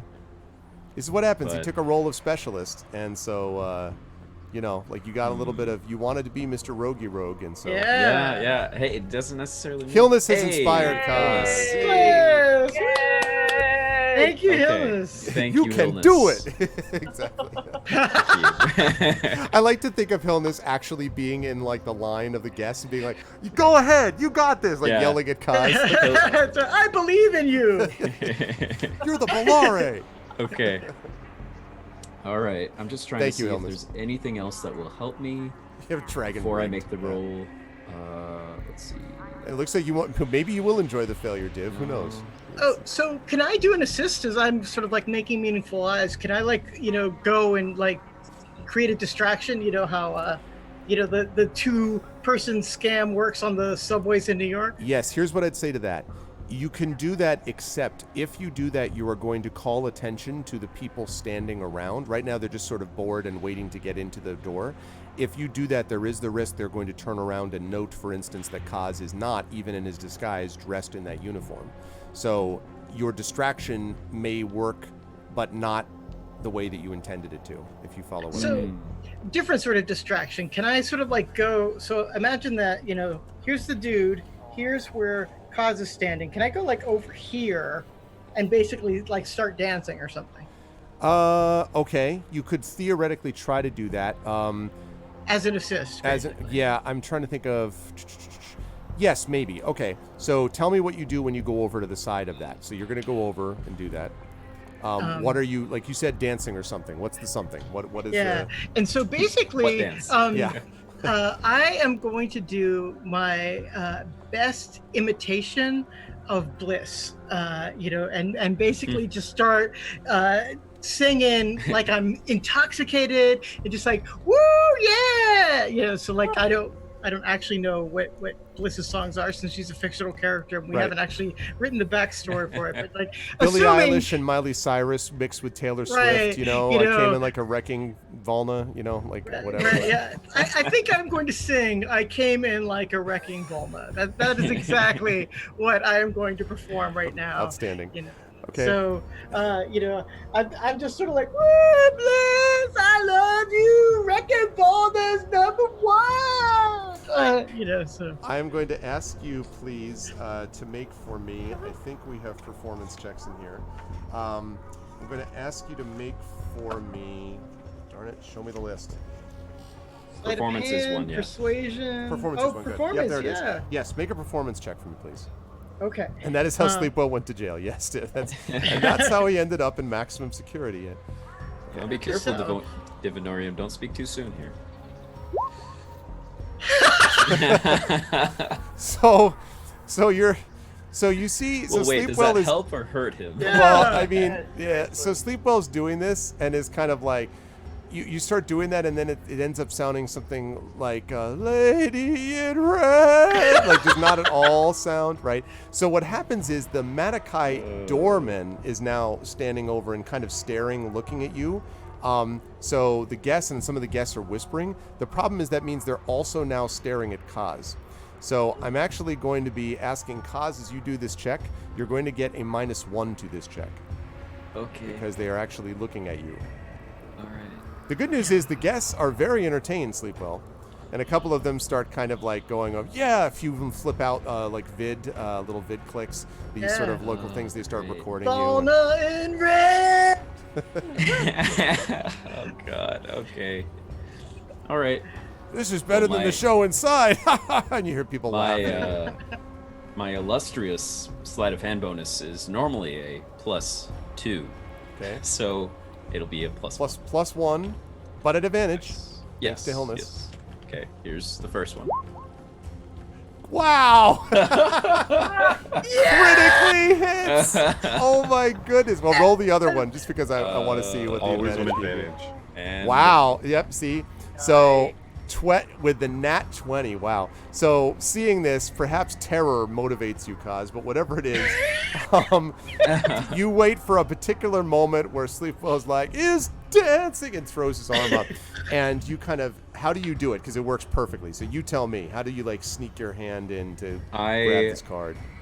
Since this, as everyone's turning to look at this, I obviously, especially if I linger for more than a few seconds, I kind of seem like the odd man out because I'm waiting in a line, not really looking that I should be in. Right. So as soon as they turn and as soon as Sleepwell makes this distraction, Kaz then just goes for it, grabs the card and turns almost as if he wasn't even in the line in the first place and that he just happened to be standing in that area. Yep. And then after grabbing the card, kind of tucks it into the suit or into a slot in my suit, and then joins Sleep Well in kind of this kumbaya, all right, singing out in the wrecking Valna. Oh. And so you do that, and Petra, you get to see as both of them. First of all, everyone is kind of like smiling. The Matakai doorman is just sort of shakes his head and kind of goes back to looking at the tablet. You also sort of look over and see as the person struggling with the box gets to the door, they reach in their pocket and they start like doing this Kaz thing. starts. We keep our little jester act going, but I start to push us away from that door and like slightly more down the hallway. Exactly. And this image of Petra with her hammer doing the shepherd's hook, like just yeah. Perhaps maybe I look to sleep well with this. By the way, I would imagine that Kaz is pretty terrible at facial expressions in his disguise. So Okay. Kaz just looks at Sleepwell, hopefully with this look of or maybe whispers, should we stay out in the open and try to be as conspicuously inconspicuous as possible, or should we just get out of here? Let's just get over to Petra, kind of like whisper, So. Okay. Wrecking Valna. Exactly. We just kind of like stay in character, head back to Petra, kind of like throw ourselves on her drunkenly and say like, we got the card. Okay, let's find a door to use it that's not this door. Yeah, at this point you notice that the person is sort of like stepped out of line and is kind of frantically looking at the ground and is like looking in the box, and then like there's a couple of people who are sort of talking to her, and she's shaking her head and like waving, and finally kind of picks up the box and is sort of marches off looking kind of angry / freaked out, as sort of scanning the floor. Once she's left, I take a look at the card that I took. Is it bound to her identity, or is it just some nameless? Doesn't look once like you have it. a card, you're good. Looks like it's an access card. It's Okay. not one of the press pass ID cards that you have. All right. It actually on it has the same logo, the rainbow with the cloud thing. Oh, okay. Well, I could disguise myself to be in a uniform and get in there, and then that's 2 of the 4 of us. Go in there, get us uniforms, come back out. Maybe inside there are more cards that you can get.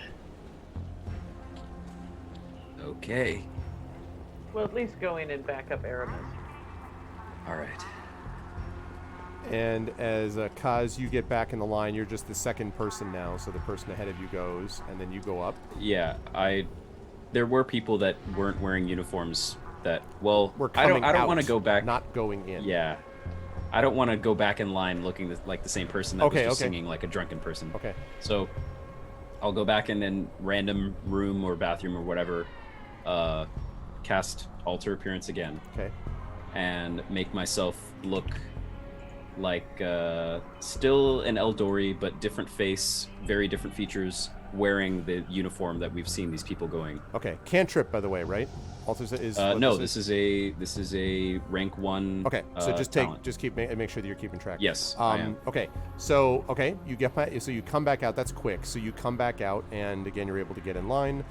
You're just second in line, and when it comes to you on the line, I assume Petra and Sleepwell are just off to the side, kind of watching, pretend looking but not looking type of thing. I assume. Yeah, exactly. Okay. And so when you get up to the front, there is in fact a reader that you can swipe, the card through, if you wish. I do so. Okay. The thing opens, and when you step through, and the door closes behind you, there are a number of employees wearing this stuff kind of bumping into you, walking all around you, and you hear this low pulsing,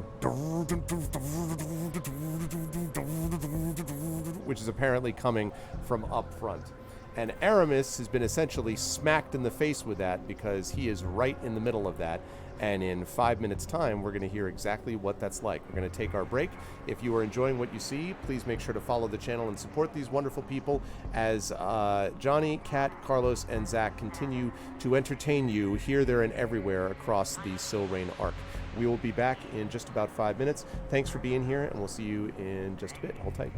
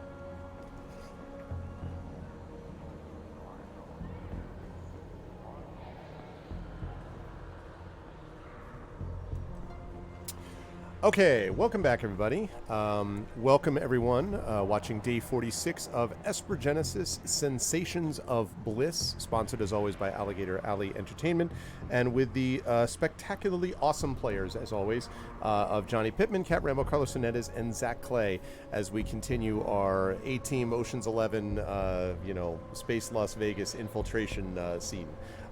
We will be playing for you for about another 45 minutes or so please hold tight. And we're going to hold on to your hats because I think things are going to get maybe a little crazy as we go through here. I'm going to return to Aramis, and to do that, I am going to fire up here a little bit of different kind of music. So let me pull down, let's see, that's good on the Outburst 31. Instead, give me some of this. Where is it? I think it's some peaceful music. Yeah, there it is.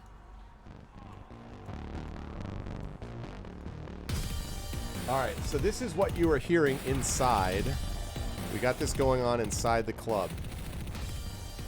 It is loud and obnoxious as all hell. Just like this, like this beat going on. Now, you, Kaz, are hearing this muted, but Aramis, you're getting this full force. You are inside the club now, and inside the club, you notice that it is super crowded. The interior of the club is a party. The initial launch presentation seems to be over already. That may not have involved even Bliss. It seems like it was just maybe some of the company people talking about this new device. And the after party has begun.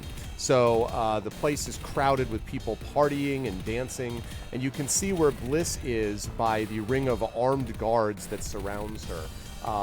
She is this very fancily dressed noble Kesh, who has this kind of flowing, shimmering long coat almost, that every time she turns kind of sparkles. It reminds you a little bit in an odd way of what the outside of the Bastion looked like, kind of going in. Very flashy, very showy. And she herself is there talking and smiling to everyone. And you notice just watching the guards for a minute that they are clearly keeping the crowds away, but every so often a select few are allowed into this kind of inner circle to mingle with her and her chosen guests. But most of them are just sort of dancing and hanging out outside this circle. The other thing you notice, Aramis, is that Bliss is followed around by a middle-aged human who hovers over her like an overprotective dad almost. He does seem to give her some slack when she mingles with the other special guests within the circle, and you can note that the special guests, a couple of them, actually get to leave and then come back into the inner circle just as you're watching. So it seems that the guards have very clear instructions about who they allow in and who they don't.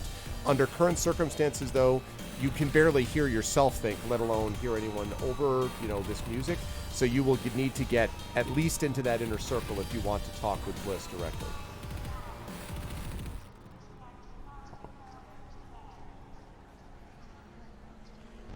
I think you're muted, Johnny.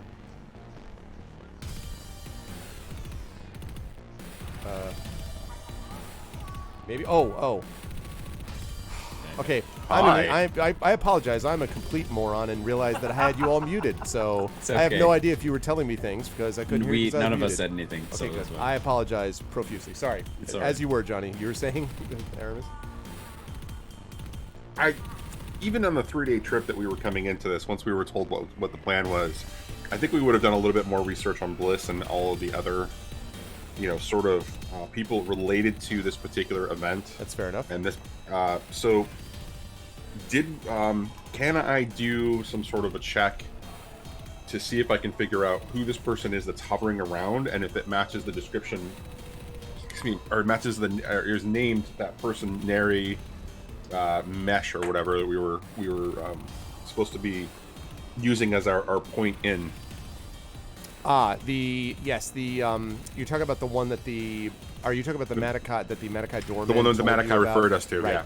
Yeah. You don't know if this person is that one, but it seems unlikely because this person is described as to you as Bliss's best friend, and this guy seems considerably older. Again, it seems more like he's kind of, hovering almost.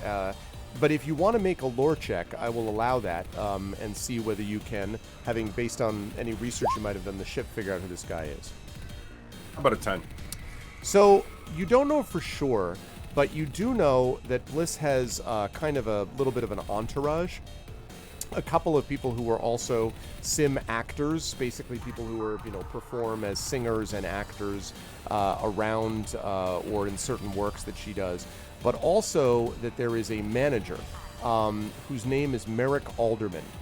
You don't know anything about him, and actually Merrick Alderman is a little bit of a odd figure in that, well, not odd, but just clearly tries to avoid, is the manager, is the behind-the-scenes person, definitely, is not someone who's kind of out front, but has been managing Bliss's career for a little bit of time anyway. Actually, more or less since the meteoric rise of Bliss to superstardom, Merrick Alderman has been there.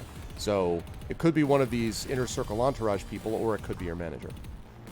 Is there anybody else obvious that is like a part of her entourage that is not the security guards, that is not Merrick, and is not sort of like any of the sort of the crowd that has been allowed to sort of intermingle in?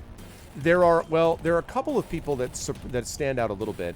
One of them is a Volna female who is very lithe and kind of moves very gracefully and seems to be fairly, a little bit muscular too, and seems to be talking very animatedly and kind of excitedly to people, and is very, you're reminded immediately a little bit of Sleepwell in the fact that Sleepwell also does this, but she gesticulates a lot and, all this sort of stuff, and is dressed in this very fancy looking kind of purple tunic with these angular shoulder pads and all this. So she kind of stands out a little bit. And then you can see there is also a person who is a Promethean with this sort of bright red hair, and is kind of stands there with his arms folded, kind of looking sourly down at the others around Bliss, and doesn't move too far from her side and doesn't seem to talk much. Exact opposite of the Volna. And then there are a couple of others, a human, but you can't really make out much about that person. And then what looks like maybe another Kesh, who is standing there, a male Kesh, who seems to be looking around sort of semi-lost maybe. All people that are sort of not moving in and out of the circle, but sort of staying somewhat close by to where Bliss is. You can't make out too much, though, from out here. That's basically what you can see kind of staring over, in between people and stuff like that, as you can. Okay, what does the rest of the club look like, and what does the club look like, just like the general layout? And where are they in relation to where is this group with Bliss in relation to the front door? It's a decent sized club. It is very dim light inside. It's very crowded, and you can see that there is a little bit of a spiral staircase towards the back of the room that seems to be leading upwards. In the front of the room, there's a door which is presumably the open door the front door, I should say, that you yourself crossed into. Came from. There is another hallway or two that are leading off the main kind of room where everyone is hanging out and partying. And those hallways lead to, you don't know where, but they're sort of off to the side of the room. And then there is one, what looks like almost might be a bar, but it's sort of a fairly low counter, which is over by the opposite wall from where the hallways are. The inside of the room is very, very open, so everyone is just kind of dancing. There's lights flashing everywhere, lights both on the floors and in the ceiling, by the way. And again, this music that's sort of pounding over everyone as you are making your way through the club. So it's just a big dance party, and Bliss, is more or less right in the center of it with this ring of armed guards around her. What are the employees doing in this room? They seem to be moving in and out. You can see some of them with these kind of shimmering outfits. Some of them are holding what look like trays, and they're kind of like holding it above, the classic hold it above the party so as not to jostle and, have the thing knocked over. There were a few employees that seem to be taking messages back and forth, like someone will kind of hold up a hand, an employee comes over, person whispers to them, they nod and go over, and then sometimes they bring back a tray of drinks. Sometimes they bring back presumably another message, and they speak back to them and whisper in their ear, etc. Again, I want to emphasize too: no weapons that you can see on anyone, and no obvious armed guards or anything like that around.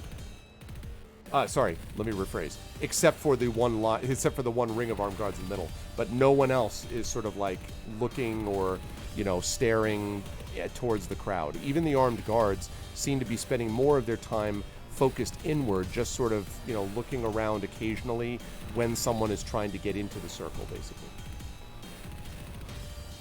All right. Final question. I wasn't scanned at the door. Was there an obvious security system that was scanning for weaponry that I would have ditched weapons or not brought them in? There was no obvious security system. It's not clear whether or not that just means this is extremely advanced, or because it would be fairly easy to be able to get some kind of a system that as you go through would be able to scan for the presence of weapons, but you did not see anything obvious there.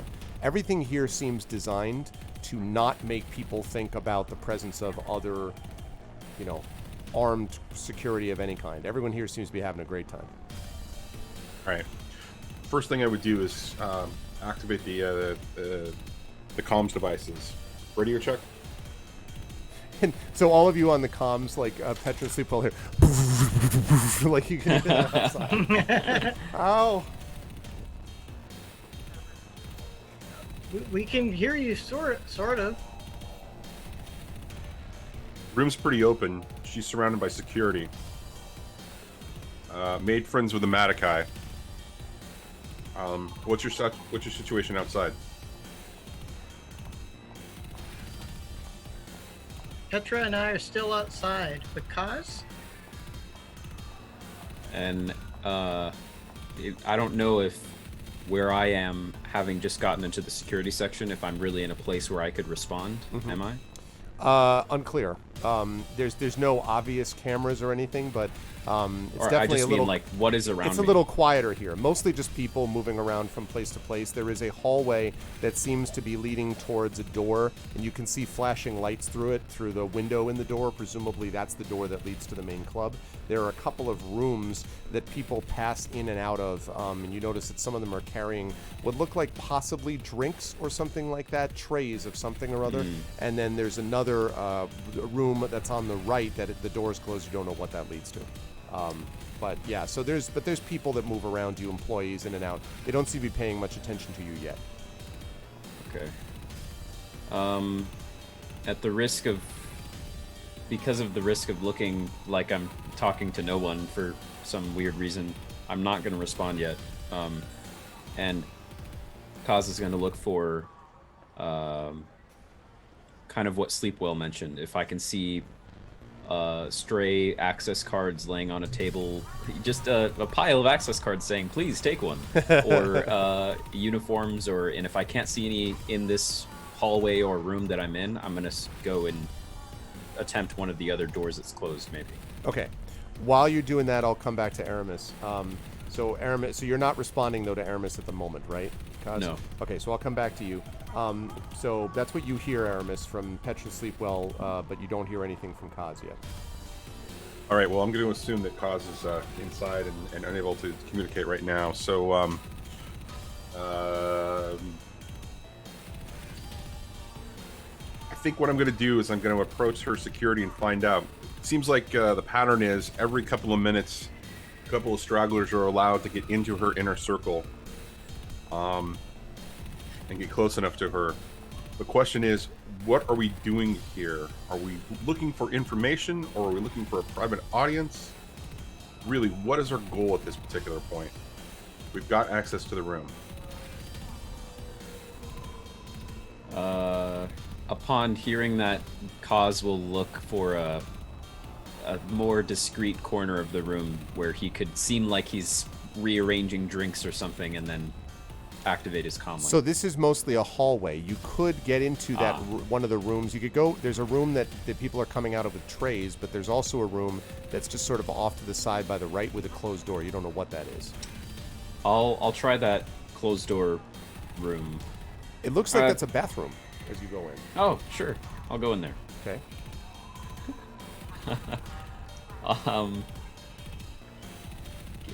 Can You're I able to lock the door temporarily? Oh, it's a private bathroom. It looks like a private bathroom, yes. Oh, okay, perfect. So I then respond. And the lights pop on automatically when you go in. I look. It's unusual, but humanoid creatures are weird. I look around and see if there's a camera in the bathroom or anything. Make a perception check for me, please. All right.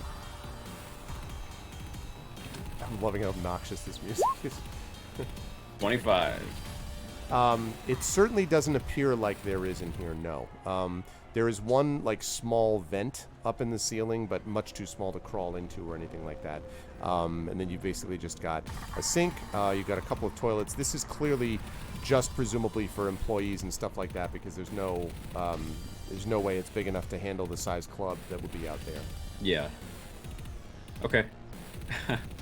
I will respond to Aramis and say, well, from what I remember, it was just that she is in and linked with Laris Baludan, who created Long Winter, and apparently a part of what she's doing tonight has something to do with Long Winter. So I think it's a combination of getting her to not perform or execute whatever she's going to do, and or talking to her and getting information out of her on where to find this guy who created Long Winter. I'm in, by the way. Bathroom's really nice. Noted. No, I understand the ultimate goal here, but really, if the goal is to prevent her from performing, let's just create a distraction and get her moving out of this area into a place that we can control a little bit better. Might want to go easy on that. You said there's a center circle full of guards, right? Like, I don't think we want a distraction. We just want to, like, get her attention and see if we can talk to her before her performance starts. Okay, and what do you want me to say to her? I'm looking for, your good buddy, and we need you to not perform and give us the location of that particular person at the same time. Maybe bring up Laris Baludan's name. Say that you have a message from him or something. Then again, none of us have seen him. Maybe he's standing in this room.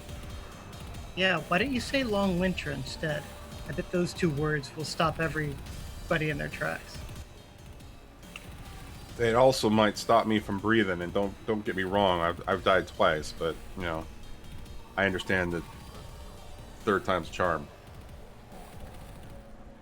Look, we have to talk to them about the Long Winter. There's no getting around that. We're gonna get in as quickly as we can. By the way, can you help us get in? Do you see any entrances there? Any way in that we could use? I haven't looked around the entire area yet. I've just been getting an assessment of the situation. I wanted to make sure that we didn't lose sight of her, or that things weren't going to go south very quickly once we got into this room. Clearly, we can gain access to her. That's not a problem. The problem is what happens once we do get access. We say Long Winter, all hell could break loose, and one of us or more could end up dead before we even have an opportunity to make this thing work. So, Kaz, you're behind the scenes right now. I can find a way to get you guys in. Artemis, you just focus on thinking about the best way to approach this, or seeing if she's starting to make a move on something. Well, you know what? I'm just going to take Sleepwell's suggestion, but I'm going to start with something the Madakai told me. Apparently, she's got a best friend who is the way to get access to her. Somebody by the name of Neri Matt? I don't know. Something like that.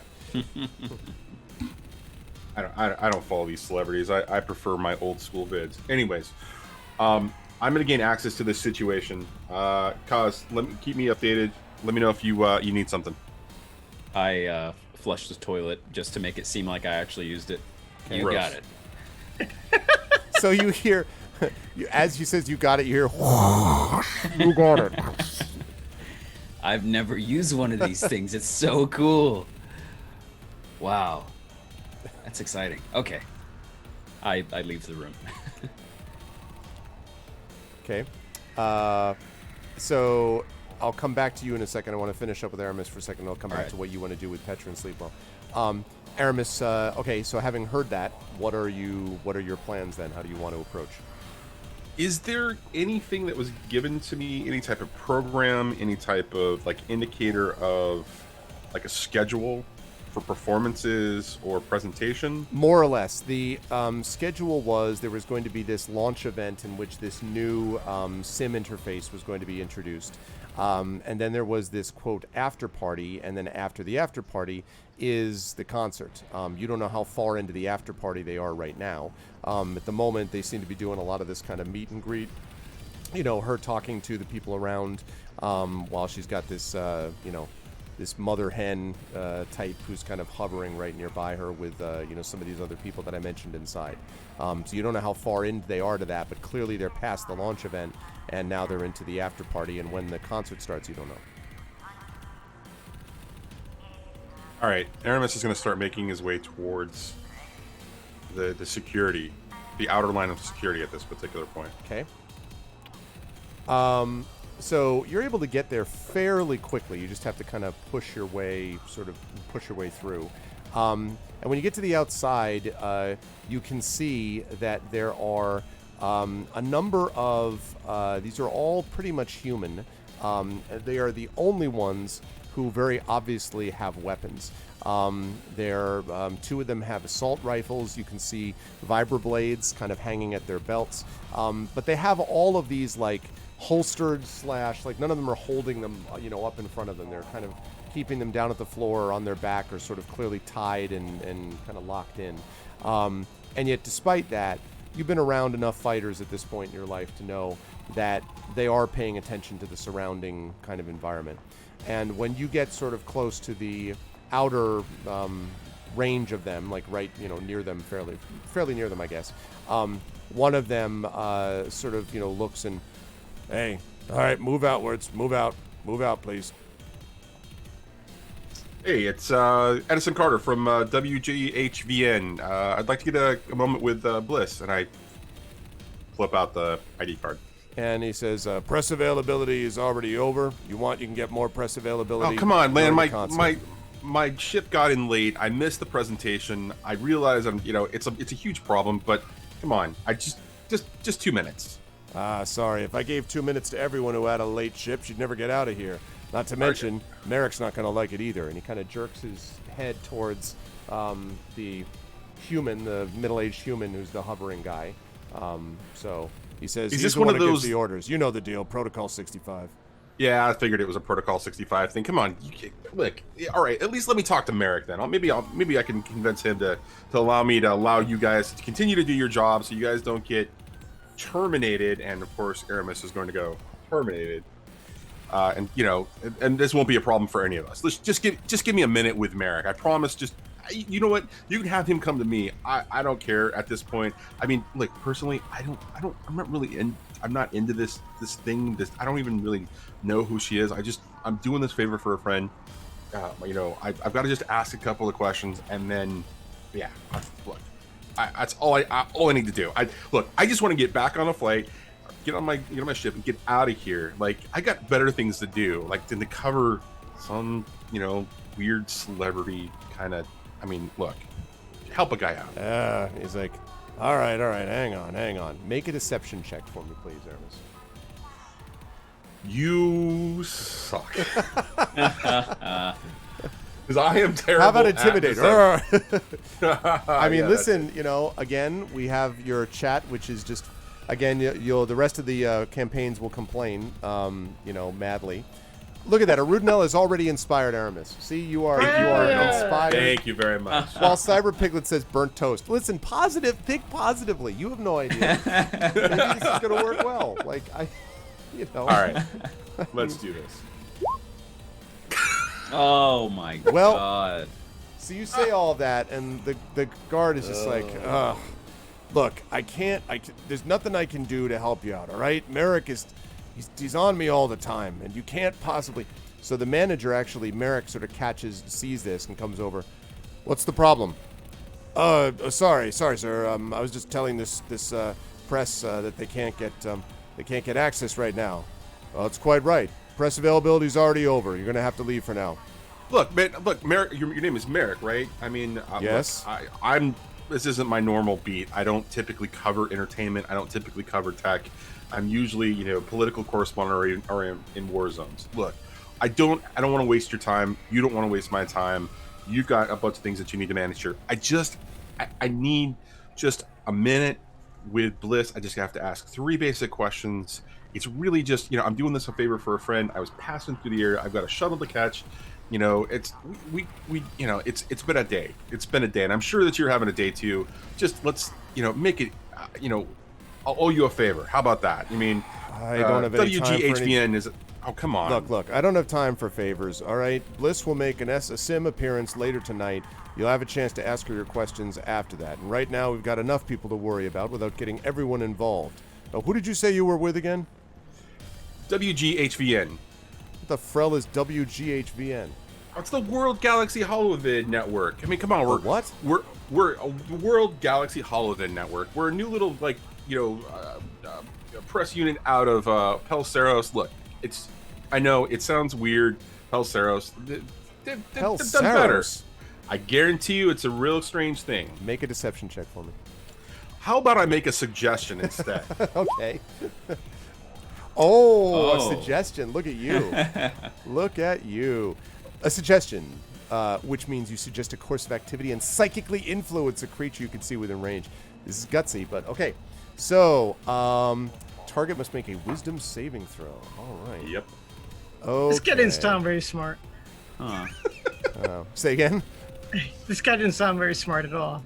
This is like the WWE Jim the Mouth of the South Johnny Hart type of manager who's the lousy managers that never actually okay. And I should say, by the way, chat, you should be happy that even though you can still hear this music, under normal circumstances, he would have had this conversation shouting at the top of his lungs. If any of you have ever been in a loud club, and I have, that's what it sounds like. What did you say? Like, So, all right, let's see if it pays off. Jimmy Hart. Yes, exactly, Dragon Spirit. Jimmy Hart. Okay. Let's see. So, okay. All right. I'm trying to actually see, too, what happens when the suggestion comes to an end, if they're aware of it. It does not actually talk about that. Right. So if the condition isn't met before the effect expires, if activity isn't performed, right, for duration, you must make a suggestion. Right. There's nothing really that's that's over the top. And I think that's really kind of worded around the idea that the suggestion must be worded in such a manner to make the course of action sound reasonable. Yep, fair enough. Okay, so, and specifically you asked him to do what in that suggestion, by the way? Which was to just give him a break and give you a break and let him come in? Yeah, just give a guy a break and give me just, an opportunity to ask 3 questions. And so he sighs and he says, listen, I don't, and then you hear, Merrick, what's up? What is it? Who is it?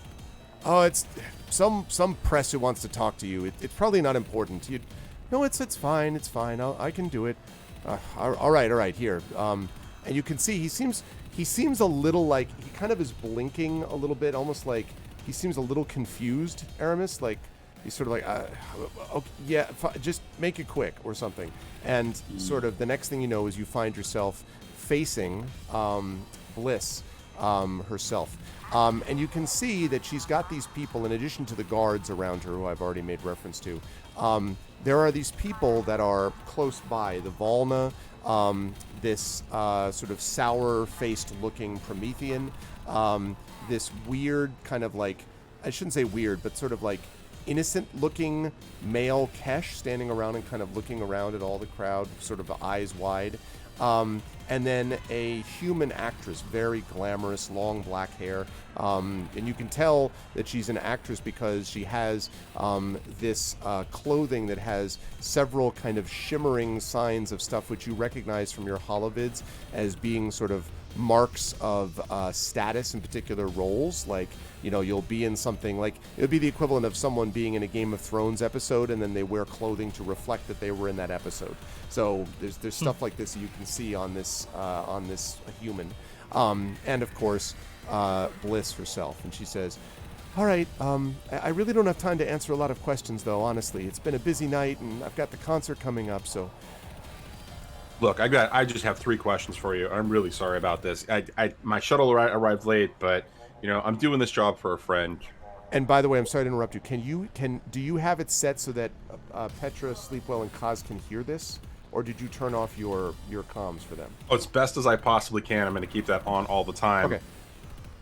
All right, so go on. And I apologize in advance for the ear getting blown out. Okay. So she says, all right, well, what are the questions? I'll do best I can. Look, it's really just really simple questions. First, when are you going live? And she says, I think we're supposed to go live in just about a cycle, maybe about an hour, I guess. Something like that, 45 minutes, hour. We're got a lot of people here, and Merrick's really excited to make sure that I meet a lot of people, so... That's fantastic. That's absolutely fantastic. Thank you. What is it going to take for me to convince you to cancel your performance? I can't cancel it. I mean, why would I do that? I have this new interface. This thing is really exciting. I wouldn't be able to do that. It's already booked. And besides, you know, Merrick would never forgive me. And you can see that Merrick, although confused, is kind of looking over slightly in your direction, Aramis. You almost get the impression he hasn't quite heard what you've said yet, but it sort of is like, seems dazed even a little bit still, but... Look, one final question then. I appreciate you taking the time. Look, I use my progressive credentials to get in here to be able to ask you this final question, so it's really important. What if I told you that the reason that you need to cancel is because of the long winter? So you say that, and she kind of gets this confused look on her face, and she says, the long winter, I don't know, what is that? I'm just a singer. I'm an actress. I don't understand. Is that bad? What is that? And now, I'd like you to make an insight check actually for me, Aramis. I would love to do that. Yeah. I would absolutely love to do that. How about a 19? Ooh. She looks to you to be completely like, what are you talking about? She has no idea. Unless she's an incredibly good actress, you don't think she knows anything about that. And the other thing you notice is that Merrick is now staring right at you. Look, Bliss, I really appreciate you taking the time to answer my questions. It seems obvious to me that you're not going to be able to help me in this situation. I hope your performance goes incredibly well. Well, thank you. I appreciate that, and you know, make sure you enjoy yourself tonight best you can, and you know, you have an interface yourself, right? I mean, you'll be watching the concert right there, right? No, I'm sorry. I didn't arrive in time to be able to get an interface, so I will probably be having to be stepped out. She smiles and she says, you know what? Don't worry about it. Merrick gave me a couple of these to give out to people just in case. And she hands over to you this thing which essentially looks like a bracket that kind of goes around the forehead, the whole head, and then has these two little, almost what look like empty glass frames that just fit right in front of the eyes. And she says, all you have to do is put this on and you can enjoy the experience. We gave a bunch of these out. It was Merrick's idea. A lot of people in the Bastion and, you know, press here. So, you know, I want to make sure everyone enjoys themselves. And, you know, it's fine. I wish I could help you more. And maybe you can find this long summer thing or whatever it is you were looking for. You have a fantastic performance tonight. Is all of this being broadcast over our communicator? Absolutely.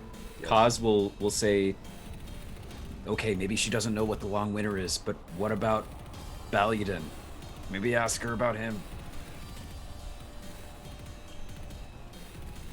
Aramis will be like, thank you so much. Listen, you've been great. And Aramis will start to turn, and she says, and then he'll like look back and say, oh, and tell my good friend Baladin that I said hello. And she kind of nods. She says, oh, Baladin. She's like, well, he's like, honestly, I don't know a whole lot about him, but I know that Merrick is good friends with him. And that's and Merrick, and like we started getting the best gigs after he met up with him. I owe him a lot in my career. Look, and Merrick that's fantastic. now walks over and says, this conversation is over, Bliss. And she kind of nods and says, okay, bye now. And he comes right up to you, Aramis, and he says, I don't know who the fro you think you are. You're going to get out of this club now, and you're going to walk away, and you're going to keep walking. Because if you ask questions again, the people that I've already planted around you are going to know who and where you are and where you're going. Now get the hell out of here. And he turns around, like literally doesn't pay any attention to you, and walks off. And the guards sort of shrug. The guards don't seem to be like, they didn't hear much of that, it sounds like, but they kind of close ranks again. Did he walk away from me inside of the guards? Yes, inside the circle, yeah. Thanks, buddy. I'm sorry. I'm not gonna have to leave. I'm gonna stick around because I have to see this show. Thanks, Bliss. And it's gonna kind of walk waves, away. And Merrick gives you this murderous, like, glare, and then goes back. Okay, while you back away, Kaz, you heard all of that. What are you doing? Because Petra and Sleepwell are still outside. I have left the bathroom, and I would presume while I was listening to my favorite Aramis being clandestine podcast, I'm going available now on iTunes. Yes, I have been searching for. I'm gonna approach that door that's closed. Oh, that was the bathroom, of course. You reapproach it and go back in because it's great. It's like you're in an RPG and you're like, oh, I haven't been through this door again. Exactly. Oh, no, it's the bathroom. Damn it, I've been through that 5 times. Okay. I'll go into the room that people were coming out of with trays and stuff. Okay. And I'm presuming that it's like a food preparation room or whatever. It seems to be. There seems to be, it's basically a room that has 5 what look like stations, and what they're doing is they're putting in trays, then the doors of these little doors close. They're the size of, big enough size to handle a tray that's like a regular serving tray size, I guess I would say, round. And then when the door opens back up, there's a set of these drinks of some kind on them.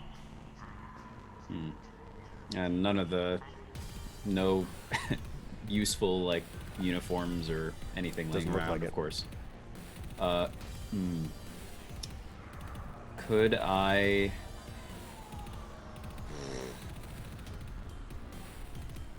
All right, what I'm going to try to do is pick up a tray of food, and as I am joining the assembly in walking out with it, I would like to fumble, and my plan is to fumble and bump into someone else who also's in this uniform and has a key card, and my plan is while we're fumbling on the ground and picking up what we've dropped, I would try to grab another access card from this sounds very much to me like a sleight of hand attempt.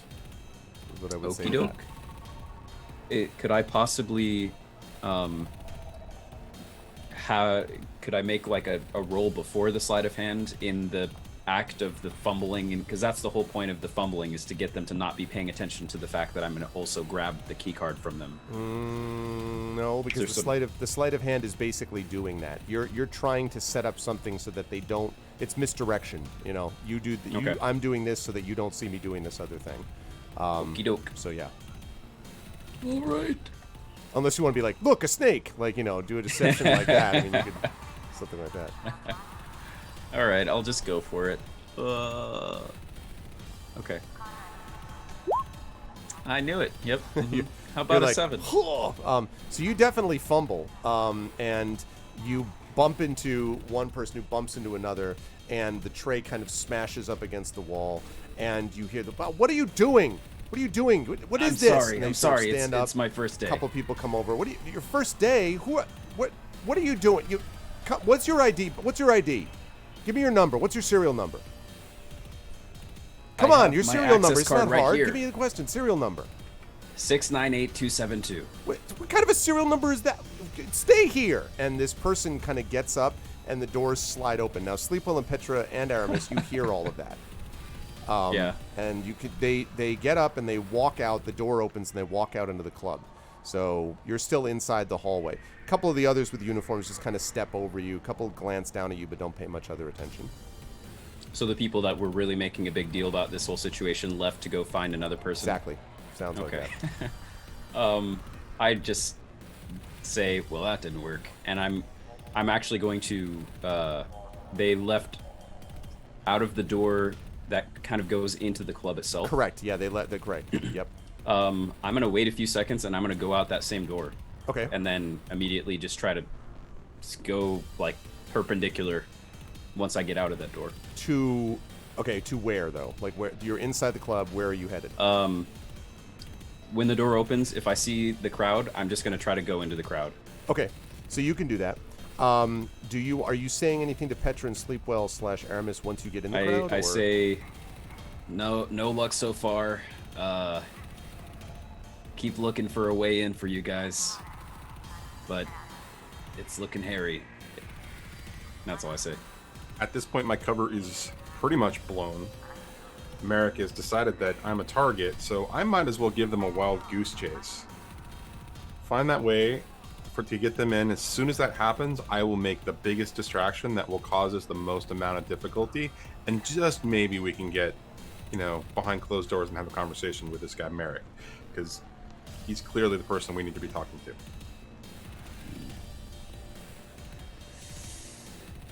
Okay.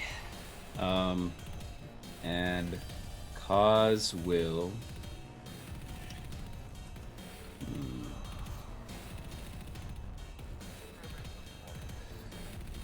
I say back on the comm, well, she said that her performance is in an hour. Either we can... I really don't know another way that we could try to get them in, unless there's a big distraction now. Either that or we wait. So I mean, I could cause a fuss, but then who knows if I'd even, if it would be long enough or proper enough. I would just get myself kicked out and then get them in, maybe.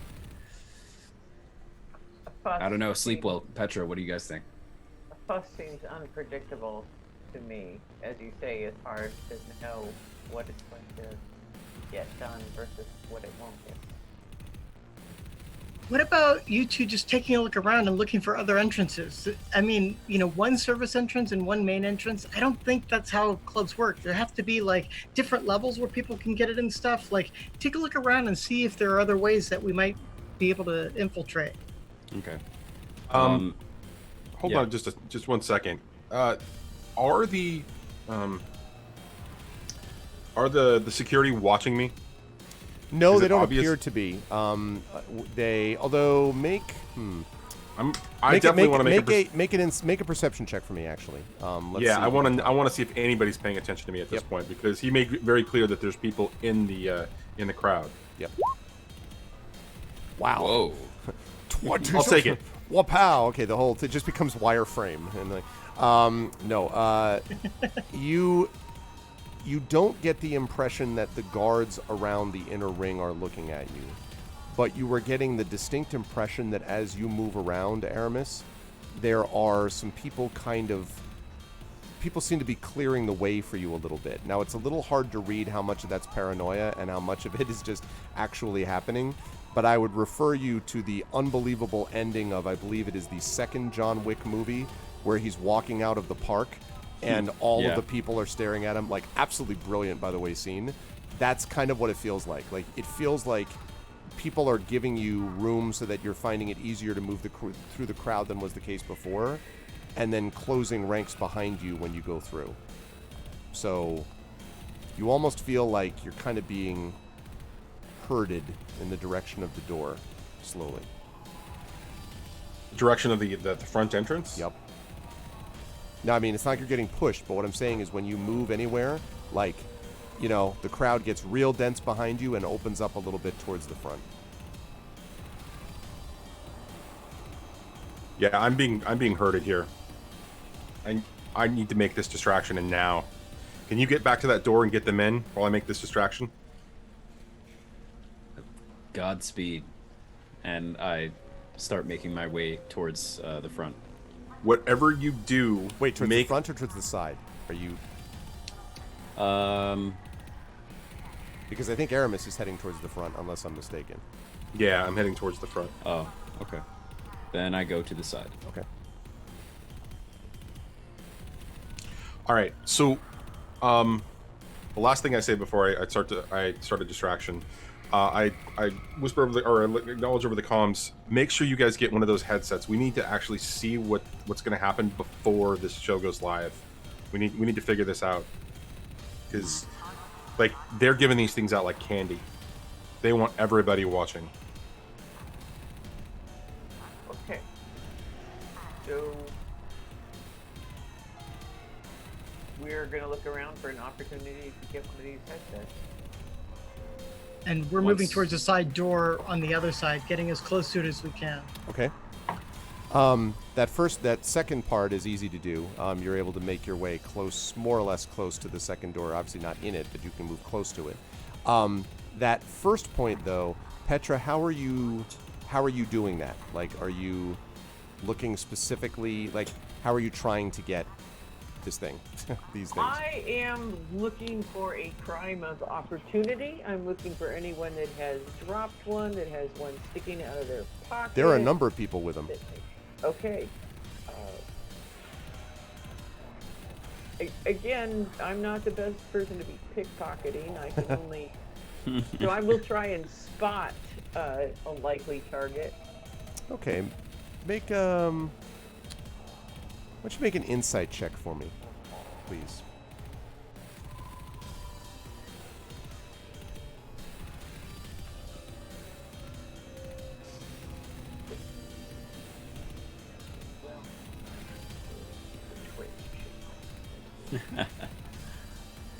I've almost rolled in the Twitch channel. I have done maybe 10 times. I know. Oh, well. I mean, you know, there are definitely people, some of them have them on their heads, some of them have them on their face. You know, some of them have them up on their heads, like as in like sunglasses, like up on their heads. Some of them have them down on their face. You can see a few, but they're sort of in pockets and stuff. But you know, it's sort of hard to tell. You could just go up to someone and be like, "Give me your interface," you know. But there's no obvious person who's not looking your way that you could try to get. Let's try and scam someone out of theirs. Okay. We'll tell them that one of us lost theirs, and it's very important that we advise that. Okay. You're a cat. Also, you're kind of quiet. Can you turn up your mic a little bit? Isn't it? Sorry. Say that again. I missed the last part of that. I was trying to think if we could scam someone into giving us a replacement. Okay. Well, but if these people just have it, like, we should just be able to get them too. Let's just ask people where they got them and see if we can just get some. Okay. They seem to be ubiquitous, so I'm just gonna walk up to them and be like, "Hey, where do you get the headsets?" Oh man, you need to get those all over the place. They gave them out down in the Bastion. I think some of the the doorkeeper, if you can get close to him, the doorman was handing them out. That Madakai dude. Yeah, it was pretty cool though. I can't wait for this. I'm excited. They've been talking about this all over the place. You know, they were selling these for a while, but at a really cheap price. Then they started giving them away. These things have to cost a fortune. Yeah, man, these are better than the 2Ks. Oh, yeah, they're nothing compared to the 2Ks. I don't know what they're doing. They must really want people in this sim thing, I guess. Yeah. So, yeah, alerts are going off all over, you know, this very suspicious foundless mind. But he, you know, to the guy, he's like, yeah, all right on, man. Yeah, I can't wait to Balloon Red. Yeah, okay. And so I saw your dance, by the way. That was great. Yeah, that was good stuff, man. Yeah, I loved it. I loved it. Yeah, Valden Blue. I loved it. Yeah. So, you know, I pull Petra aside and say, "Hey, Aramis, I don't know if we actually want to be wearing these things when I'm so sure we don't want to. I think that's how they're going to infect people. It's not about wearing it; it's about preventing it. If we've got time, if we've got enough time to take a look at one of these things, maybe you can figure out a way to actually prevent them from doing this. Introduce Okay. malware into the network. I don't know what the hell. All I know is I'm heading for that same door, and I'm going to be talking to that same Volna, and he's going to be real pissed when we're all done. All right. Well, we'll go try and get a headset. Matacai, not Volna. I was going to say, I was like, which Matacai? Which Volna? Yeah. Just got Volna in the brain there. I know.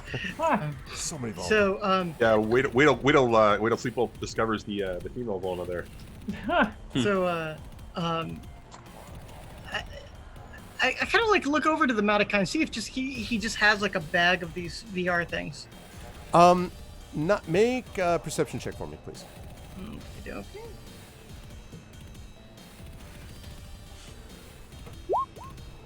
26. He does not have a bag, but you do notice that underneath the tablet, he actually has a couple of these things, because they're light, almost wireframe, that are kind of underneath his, like he's holding a couple of them just hanging from his hand underneath the tablet. Is he still letting people in line, or is he just like frozen the line at this point? He's still letting people in here and there on occasion, yes. So I'm just going to sort of like sidle up a little bit and be like, hey, we're not trying to get in or anything. We just wanted to see if we could get a couple VR eyepieces. Sorry, these are only the two that I've got left. I'm supposed to give them to some of the press. Okay. Can we get others? They were telling us they were giving them away for free. Like they're not even charging anymore. Like, where can we get them? Yeah, they were pretty excited about them. A lot of people snapped them up. The truth was, if you'd been down in the Bastion earlier on, you could have gotten them. There must be thousands down there. As far as what you can do up here, well, and he kind of looks around. I don't know. Maybe some of these idiots in the line. Hey! And he kind of says to, any of you have an extra one of the interfaces? And you hear grumbling. And he's like, I'm talking to you. Yeah. He's like, I can't just let anybody in. Hey, what? And then when someone says, well, I got one that's kind of half broken. I don't think it works. And he holds it up, and it's like half twisted. It doesn't look snapped, but it definitely does not look, the glasses are in the other direction. And he's like, I don't know what to do with it. He's like, all right, why don't you give it to this guy? And they're like, well, what's it to me? He's like, what's in it for you is I don't kick you to the back of the line. Well, he's kind of like, all right. He kind of shoves this semi-broken thing. He's like, all right, best I can do. I don't know. Appreciate it. Maybe you can be half in and half out of the concert, right? Appreciate it. Thanks, man. And so walk away. It's like, broken isn't bad. That might make it easier for me to see how this thing works. And I'm going to just, sit cross-legged on the floor and see if I can just examine this quickly and get a sense of how it works. Okay, so first of all, just physically, it does look like a pair of essentially these wireframe glasses, essentially, without lenses in the frames. And there seems to be, it's not totally clear, but there's a very fine wire that's running, obviously it's wireframe, but there's a fine, smaller wire running along the entirety of the wireframe of the glasses. So if you can imagine like glass frames, right? Now imagine them twisted so that the glass frame is kind of, halfway this way. And now imagine that there is a line, a small black wire that outlines it. And at first it looks almost like it might be decorative, but it seems odd to be just sort of decorative. That line is running all along both sides of it. Now, if you want to do more, that's what you could just see with a visual inspection. If you want to check out more, then you would need, depends on what you want to do with it, and then I would tell you what check you needed to make. Yeah, so basically I'm trying to, obviously this black wire has me extremely interested, and so I would like to apply my engineering prowess to see if I can figure out if, for instance, this is supposed to be infecting people or infecting like the wetware that they have inside or the actual computer, bits that they've installed in themselves, So yeah, I want to basically see if I can figure that out. So if you're going to figure it out, what you would need to do is essentially try to repair it to the extent possible. Good night, Hilmas. You're going to need to try to repair it to the best extent you can. I will try to repair it. Okay, so that's going to be a mechanics roll. Because what you're basically doing is trying to twist it back into place without snapping the wire. It's twisted, but it's not totally snapped. Okay. So I'm going to do that, and I'm going to add one of my D6 luck rolls to this as well. Seems reasonable. So just to remind you, it's like I get 3 of these dice that I can add in any combo. So I'll do the roll for the. I've already said I used it, so like it is used. But so here's the D20 roll. And we'll just throw a D6 on top of that because that's funny. So 24. Okay. So you carefully bend the thing back into shape. And what surprises you is that although it seems very light, it's much stronger than you would have expected. As you turn the thing back sort of into play, the black wire glows faintly. And you can almost feel your hands slightly vibrating or tingling. If you had to guess, Sleepwell, there is a very faint magnetic field along this black wire. I'm going to just quickly relay this to everybody. It's like, I just repaired one of these VR units, and there's a weird magnetic wire that is doing something that's not required for a VR experience here. Kaz says, or actually before I say anything, Arv, when I talk to the Long Winter in my head, what is the passage of time like in the real world? You don't know because you've never really... I mean, the passage of time was almost nothing when you first talked to the Long Winter, but that was also a function of the fact that you were kind of like out of it, half in a coma, whatever. Since that time, you've never really asked, so you don't know like how much time has passed or not. Or I did have that one conversation with it on the Hyperlance. You did. But I mean, you were not conscious of how much time had passed. It did not stand out to you one way or the other. But that you know, you didn't go and interact with someone and they were like, you've been gone for hours, or you haven't been gone at all. You didn't, so you don't know exactly, I would say, because you haven't really paid close attention to it. It didn't stand out one way or the other to you. Okay. I'm in the crowd. I'd like to also see if I can find one of these headsets laying around anywhere, or an extra one, or one I can swipe off someone, or one on the ground discarded, or whatever. Okay. Let me jump back to Aramis quickly. Yeah. Aramis, are you continuing to allow yourself, because you are gradually getting herded in the direction of the front door. Are you... I'm going to let them move me as slowly as possible, but yeah, I'm definitely going to allow them to move me that direction. Okay. And Petra is right near Sleepwell while Sleepwell is managing this thing? I just want to make sure I'm clear about that. Okay. So then, Kaz, as you're looking around, I need you to make a perception check for me, please. Okie dokie.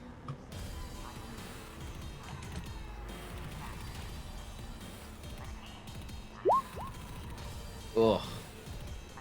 You're like, that one, but 10. So you look around and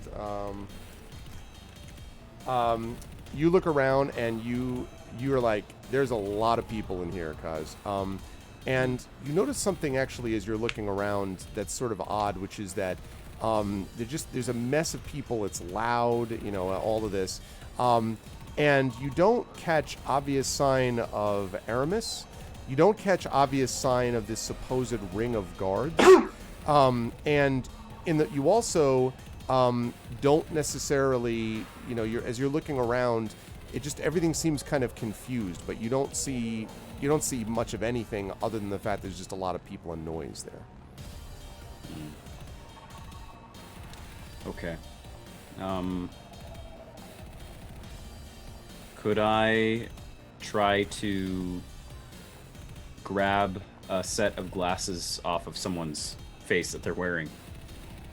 Because you're saying, sure. Because I was looking for glasses, and I mean, you see some people. I mean, there's definitely a few people around with it. Yes. Okay. You could. It's going to be very obvious. Yeah. But you could.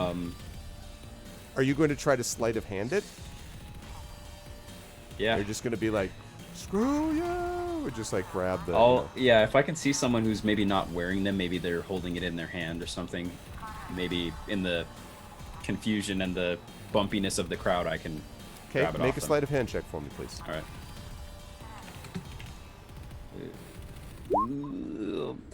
Okay, 21. Okay. You do see someone, and you're actually able to grab it off them as they're sort of dancing around. So now you have these kind of glasses that you've got. I go on the comm and I say, Armis, are we still queued up for a big distraction? As soon as I get to that Volna, you just tell me when to go talk. Or sorry. As soon as I go get to that Madakai, you just let me know when. Okay. I'm gonna look into something real quick. Just hold on. Go for it. And Kaz will make his way. When I go into my mind, do I basically like become limp and comatose? Yes, or well, you kind of freeze up would be a good way to put it. You just kind of Could I still be standing? Yeah, I would say so. But you're going to be standing like a statue, like not sort of normally just standing. Like Sure. You're going to be like, okay. ding, But you won't just fall to the ground. All right. Are there, do I happen to see any other people that are, I'm disguised to look shorter, but I'm still actually 7.5 feet tall. Right. Are there other people that are as tall as me in the crowd? There are one or two. No Bellare, but there are one or two like that. Okay. There's actually the Volna actually is not quite 7 feet, but I mean is pretty tall actually. Okay. This sort of female Volna, although you saw her once, but you don't see them then, and you don't know really what Aramis is talking about because you don't see this circle of guards anymore. Yeah. All right. I'm gonna try to make my way to just make my way through the crowd, distance myself from the person that I took the glasses from. Okay. Distance myself from the side door, unfortunately, that the people were looking for me from, and go up against a wall. And then once I've done that, I'd like to, even while still disguised, go into my long winter oasis. Okay.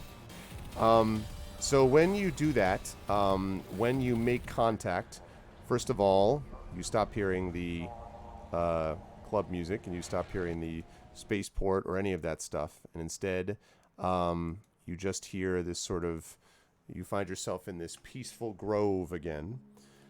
And as you're standing there in the field, you hear just sort of whispering in the wind around you. It seems like an odd time to be in touch, guys. Yeah, I don't have much time. Am I, do I look down at my hands? Do I happen to still have possession of the glasses in this reality? Not yet. You might be able to describe it to the Long Winter. Whatever, your version of the Winter. Yeah, Winter. You could describe it to Winter, and they could, maybe they could conjure it for you, or something like that. I will describe the way the glasses looked to the best of my ability. Ah, you're talking about a SIM interface. Yeah. I thought that's what I saw them holding. And so there's a kind of pause, and then you see this, you turn around and you can see someone with the long white hair, clearly Winter, kind of walking up to you, and they are holding this set of these wireframe glasses that seem to be glowing a little bit, and says, I think you're talking about this. I have a feeling that your counterpart is going to be used to do something with these SIM interfaces. Is there a way that I could give you access to them? You want me to counter-hack, you're saying? If that's possible. I'm holding one in the real world right now. The problem is that even if I'm able to do that, the minute I do, he'll know. At that point, he might confront me, but more likely he'll send everything he can to destroy you. We're not near the central core. We're not near him. I'd be able to sense it. But it's possible that there's aspects of him here. How many of these people have this thing? A lot. A whole club full. Perhaps a whole space station full. Yeah. but that's very, very bad, Kaz. Yeah. And sort of holds it and looks at it and says, this person that you were going to meet, this Bliss, was it? Is that what I heard? Yes. Do you think this person knows what she's doing? From what Aramis allowed us to hear, it sounds like she's just a unknowing accomplice. I think what you're facing here is something maybe worse than you thought. I don't know if this is my brother that's doing all of this, but I can guarantee that this is connected to it. This looks like Baladan's hard handiwork. If I had to guess, this is a setup, Kaz. You seed the ground, infect some of them, suddenly all of them are primed. And when the long winter, the other long winter comes, instead of just one seed. And he waves his hand, and suddenly there's a dandelion that has gone to seed in his hand, and he blows. And suddenly there are multiple copies of him standing all around you, like hundreds of them, and they all blow the dandelion at the same time, and it's just a cloud of seeds. And he says, suddenly, all of them are going to spread. You've got to stop him, Kaz. You've got to stop her. Because otherwise... And then stops, and he looks off.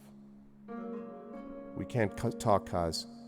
Listen, do whatever you... And then suddenly there's this glitch, and and all of a sudden you are, like, sort of jerked back to reality, and you are standing in the club again, and you are staring, facing one of the guards from the ring, and he says, I heard you were causing trouble. Looks like we've got something to talk about, you and me. Who are your friends? Merrick. Friends? Merrick wants to talk to you. And that's where we're going to leave the session for today. Oh, God. Oh, man. Dude, the battling in the club infiltration is so much fun. Oh, man. Good stuff. I will start, as per usual, on the right side of the stream with, right side of the screen, I should say, with my good friend, Zac. Good stuff today. I was really enjoying, I was feeling a lot like we're playing basically a version of Hitman, where you're just kind of like making your way in, disguised, and you're like, agent, whatever the hell his name is, 57 or 57 varieties. Or Tom Clancy's Splinter Cell. Yeah, or Splinter Cell.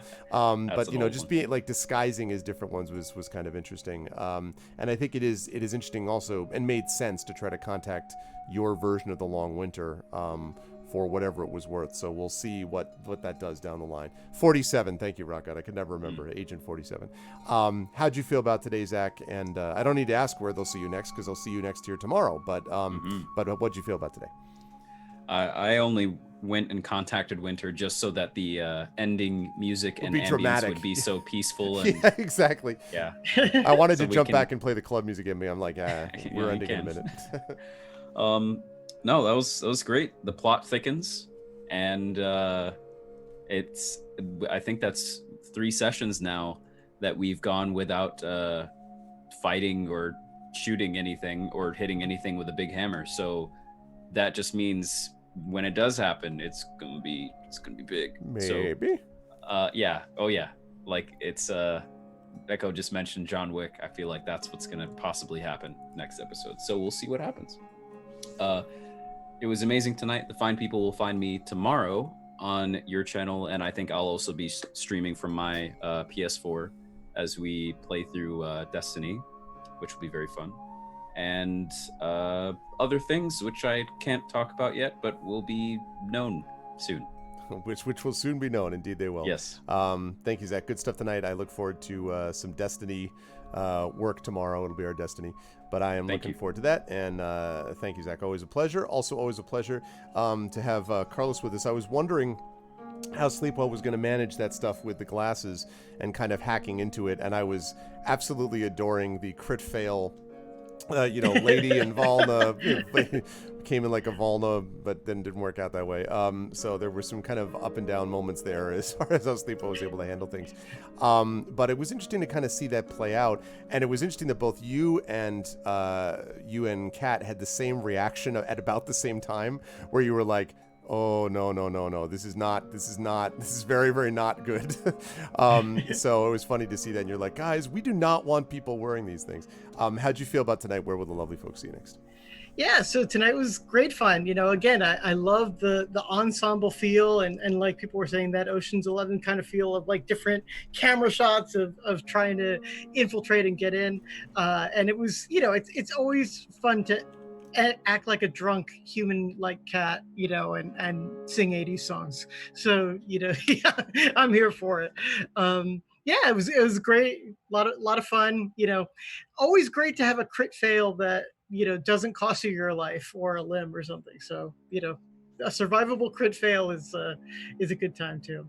I'm going to be, on the interwebs, giving presentations to kiddos. I was just at a camp that's happening virtually, and I'll be doing a few more things like that.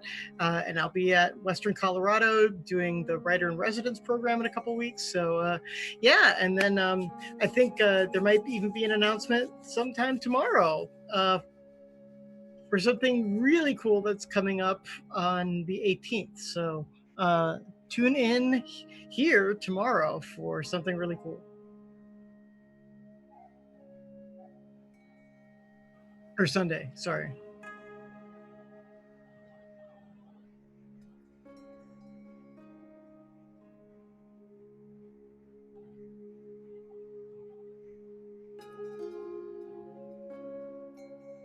I was muted. Yes, I'm muted. Sorry. Yes, I don't know how that happened. But yes, so you will want to check that out to tomorrow on Sunday for this announcement of something that Carlos may or may not be involved with, something that's pretty exciting, possibly may or may not be the case. So definitely you'll want to check in for that. Also, you will see Carlos at the end of the month in EG, but you may see him before that. So, but thank you. I am very excited to announce that and talk about that. But good stuff tonight, as always. Thank you, Carlos. Also good stuff tonight for Kat, for Petra, although I know that Petra did not have a lot of direct stuff today, although there were some checks like being able to see the cards slipping out, and then we had that game of telephone where you told Sleepwell and he told Kaz. So that there was that, but I know we didn't get as much of that. I would say that Zach is 100% right that there's a pretty good chance that you're going to be using that hammer fairly soon-ish. You may have gotten the sense it's leading up to that.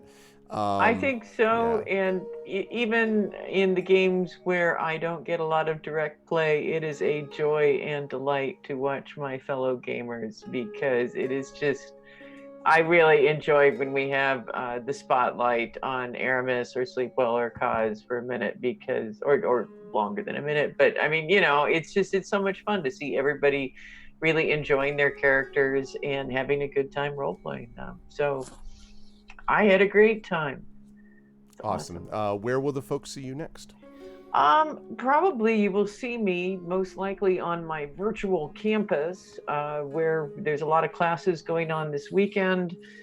There's always a lot of classes going on, but we've still been doing the daily co-working. So if you are a writer who's having trouble getting your work done during the day, you don't have to write. Some people are doing other stuff like editing or filing patents or workflow or whatever. Yeah, filing patents was really cool. Yeah, that's a cool one. Yeah, those are really cool sounding co-working sessions. And yeah, Echo, I know that Echo brought this up too about the next writing school session. I mean, I'll let Kat talk for herself about that.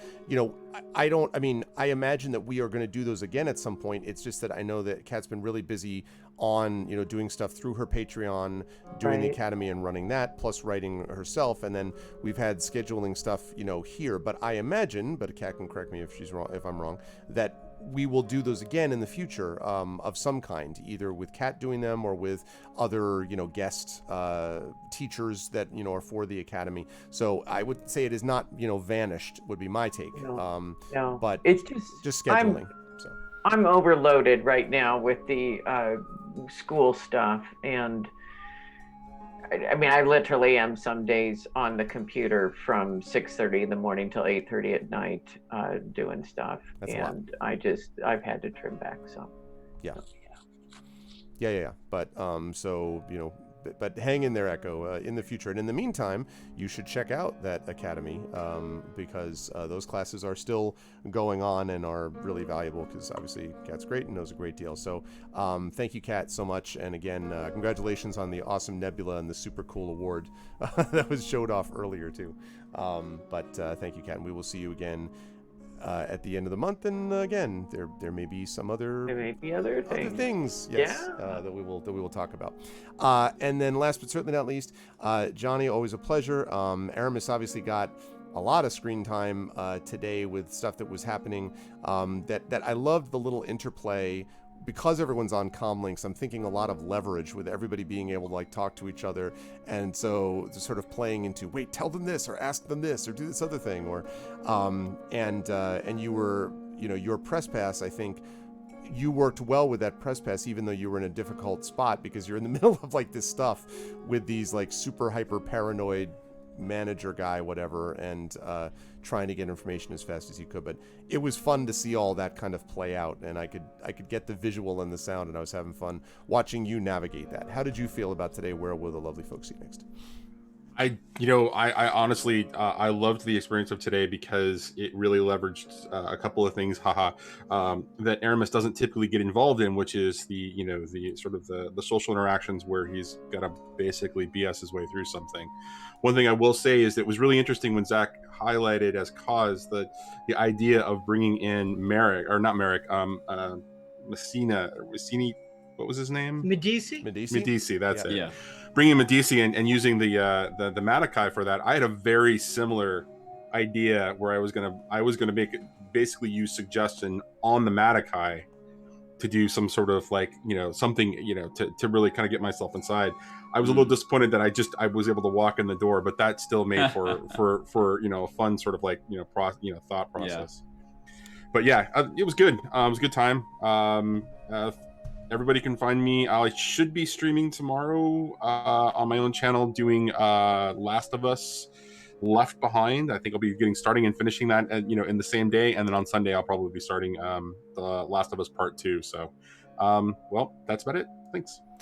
Good stuff, as always, and I want to thank again, as always, the entire crew, the players for doing a wonderful job tonight, and for making this a ton of fun and really bringing this setting to life. The adventures are fun to run, but it really comes to life when players are invested in it, and so I really enjoyed this crew, and it's I enjoy. It's one of those things where it's I love fantasy, and I love the science fiction feel of being invested in something like this, where you can imagine being right in that moment. I could totally imagine that scene playing out the way that it did with all the players, and that's just a mark of everybody really investing themselves in the play. So great work, chat. Can we get some love for Johnny Pittman, for Cat Rambo, Carlos Hernandez, and Zac Clay? We will see all of them in various places, and most quickly we will see Zac Clay later on for some Destiny. So I'll see you for that, Zac. But otherwise, rest of you folks, I will see you in various places. Thank you all, and I'll catch you all soon. Hey, thank you, Greg. Thanks so much. Always my pleasure. Bye for now. Thanks, Greg. Okay, good stuff. So that was the deal with that. Good stuff. It's funny, after that burr, burr, burr, burr, music, to get the healing sound is just interesting, because I'm kind of whoa, how about that? But that is going to do it for this evening of a very cool Esper Genesis session. And I hope you folks enjoyed it as much as I did. Now, starting, as I mentioned, tomorrow, or I guess later today now, at 7 p.m. Eastern, Zac Clay and I will be continuing the world of space, but we'll be entering a different kind of space. We will be playing some Destiny 2. We're going to do some campaign work, Destiny 2 co-op. We have never played more than an hour of Destiny 2. I played a lot of Destiny 1 and really enjoyed it, and so we're getting a chance to play some Destiny 2 with each other. We had a co-op game, I think it was not last month, but the month before, that we really had fun with, so we wanted to do something a little bit different. So we're going to be doing that tomorrow, which is very exciting.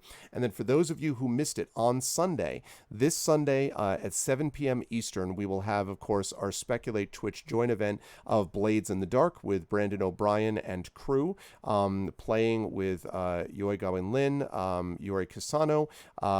We have Valerie Valdez and Mike Underwood, my partner in crime on Speculate, and Brandon O'Brien is the GM for that Blades in the Dark game. And during that session, I am going to make a major announcement about an event happening in July. And I mean major announcement that you will not want to miss, that's channel related, directly channel related, about something happening on the channel. So you will not want to miss that. And all I will say is that there may be a slightly mythological emphasis to this, so you will not want to miss it, and I'm very excited about that, and I can't wait. It's a big thing for the channel, so I'm excited. But that announcement will be happening, as I say, on Sunday. But tomorrow we're going to have some Destiny 2 going on, and so yeah. For right now, though, I just want to remind everybody about ways to support us. If you haven't already done so, please follow the channel. Check out the YouTube channel with !ArvTube, Discord with !ArvCord, Twitter is !ArvTweets. You can find all of that on my website, arvaneleron.com. And I will talk more about the schedule, incidentally, for the rest of the month tomorrow. Then we have got the financial ways to support us. !Arv Shop is the merchandise area, which has currently Infinity and Beyond stuff, and also has, which is currently playing Curse of Strahd, and has Adventures in Middle-earth stuff as well. Soon we're going to be having, hopefully, some Esper Genesis stuff up there too. And so you can support us there. You can also support us by checking out the Patreon, !Arvtreon right there. Good stuff for you and good stuff for the channel, including epic poems written about you, character backgrounds, inspirations for the players, copies of my band's albums, even writing critiques, and you can get stuff for the channel. I'd love to be able to run another Arvanaut Idol. I'd love to be able to run a Talisman tournament for everyone, although there is a chance we're going to have a mod Talisman tournament coming soon. I haven't got the details of that yet, but there may be one coming in August, so be on the lookout for that. But in any case, that would just be a Talisman game, but we might actually run a Talisman tournament if we can get the Patreon high enough. So that is a big way to support us over there. And that sub button right below the video window, a few of you already use that tonight. I think we're sitting right at about 60, 61 subs right now, but that also really helps, and you can get, again, inspirations for the players, also custom sub badges, custom emotes, and all that kind of good stuff. So it's very, very lovely. That's the deal with that. Also, I want to remind everyone on the publishing side, Icarus is my Icarus and Jelinek graphic novels, which are going to be done with pre-order as of July 17th. Those are going to be coming out shortly thereafter in pre-release, and then the final sort of retail form. So if you want to pre-order, now's the time to get in on that. So we've got that. We have also got library for Tales and Tomes from the Forbidden Library, a silver seller on DriveThruRPG, soon coming out in print as well. Very excited to see the print versions of that coming out soon, so please support us. Made by the people who sponsored us for this event, Alligator Alley Entertainment, so please join us in supporting us for that. And then, of course, Greyshade KS. Again, I'll be making the announcement in mid-August about whether the Kickstarter for Greyshade is going to happen in October or if it's going to happen in February. So it's going to be one of those two, and we'll know the details. That's totally dependent on how manufacturing looks, and that's not in the company's control, really. It's in the control of what happens with the pandemic. So that's the deal with that, so just hang in there.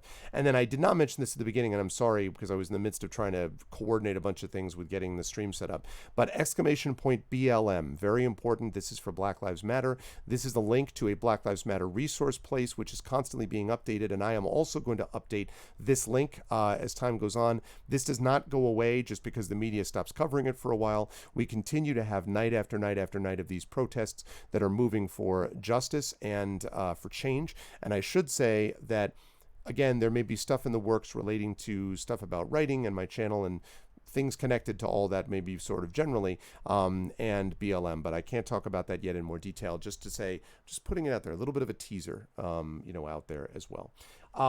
That is going to do it for me for this evening, though, and we are going to do a raid, and the way raids work are real simple.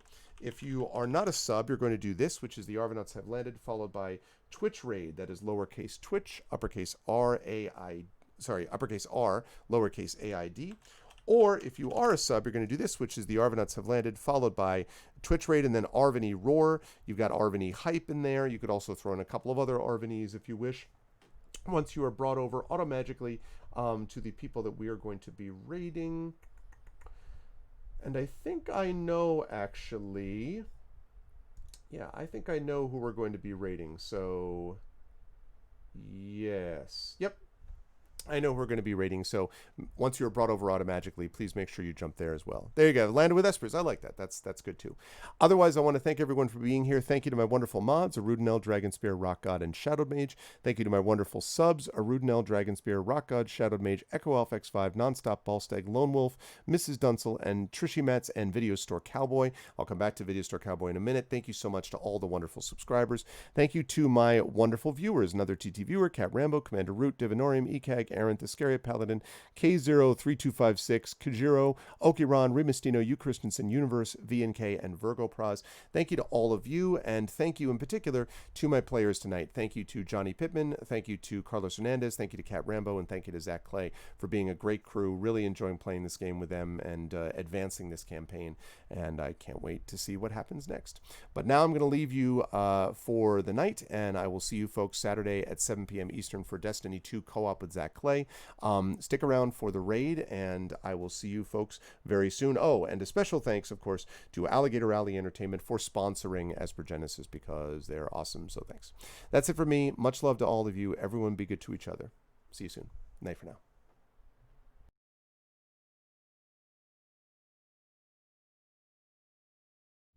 When I was a child, I talked like a child. I thought like a child. I reasoned like a child. When I grew older, I set aside childish ways. Corinthians 13:11. In the distant future, mankind has spread into the stars and found it is not alone. Within the cluster of planets known as the Silrain Heart, many races strive for survival or supremacy. But throughout this array of planets, societies, and cultures, each has one thing in common: the Crucibles. Scattered throughout the galaxy, each moon-sized structure contains a core of raw sorin, a form of mysterious energy used to power ships, cities, and sometimes the warping of the fabric of reality itself. Beings who can do this have been given a name: Espers. The power of God has been granted to God's children. It is a time of terror. It is a time of wonder. It is the time of Esper Genesis.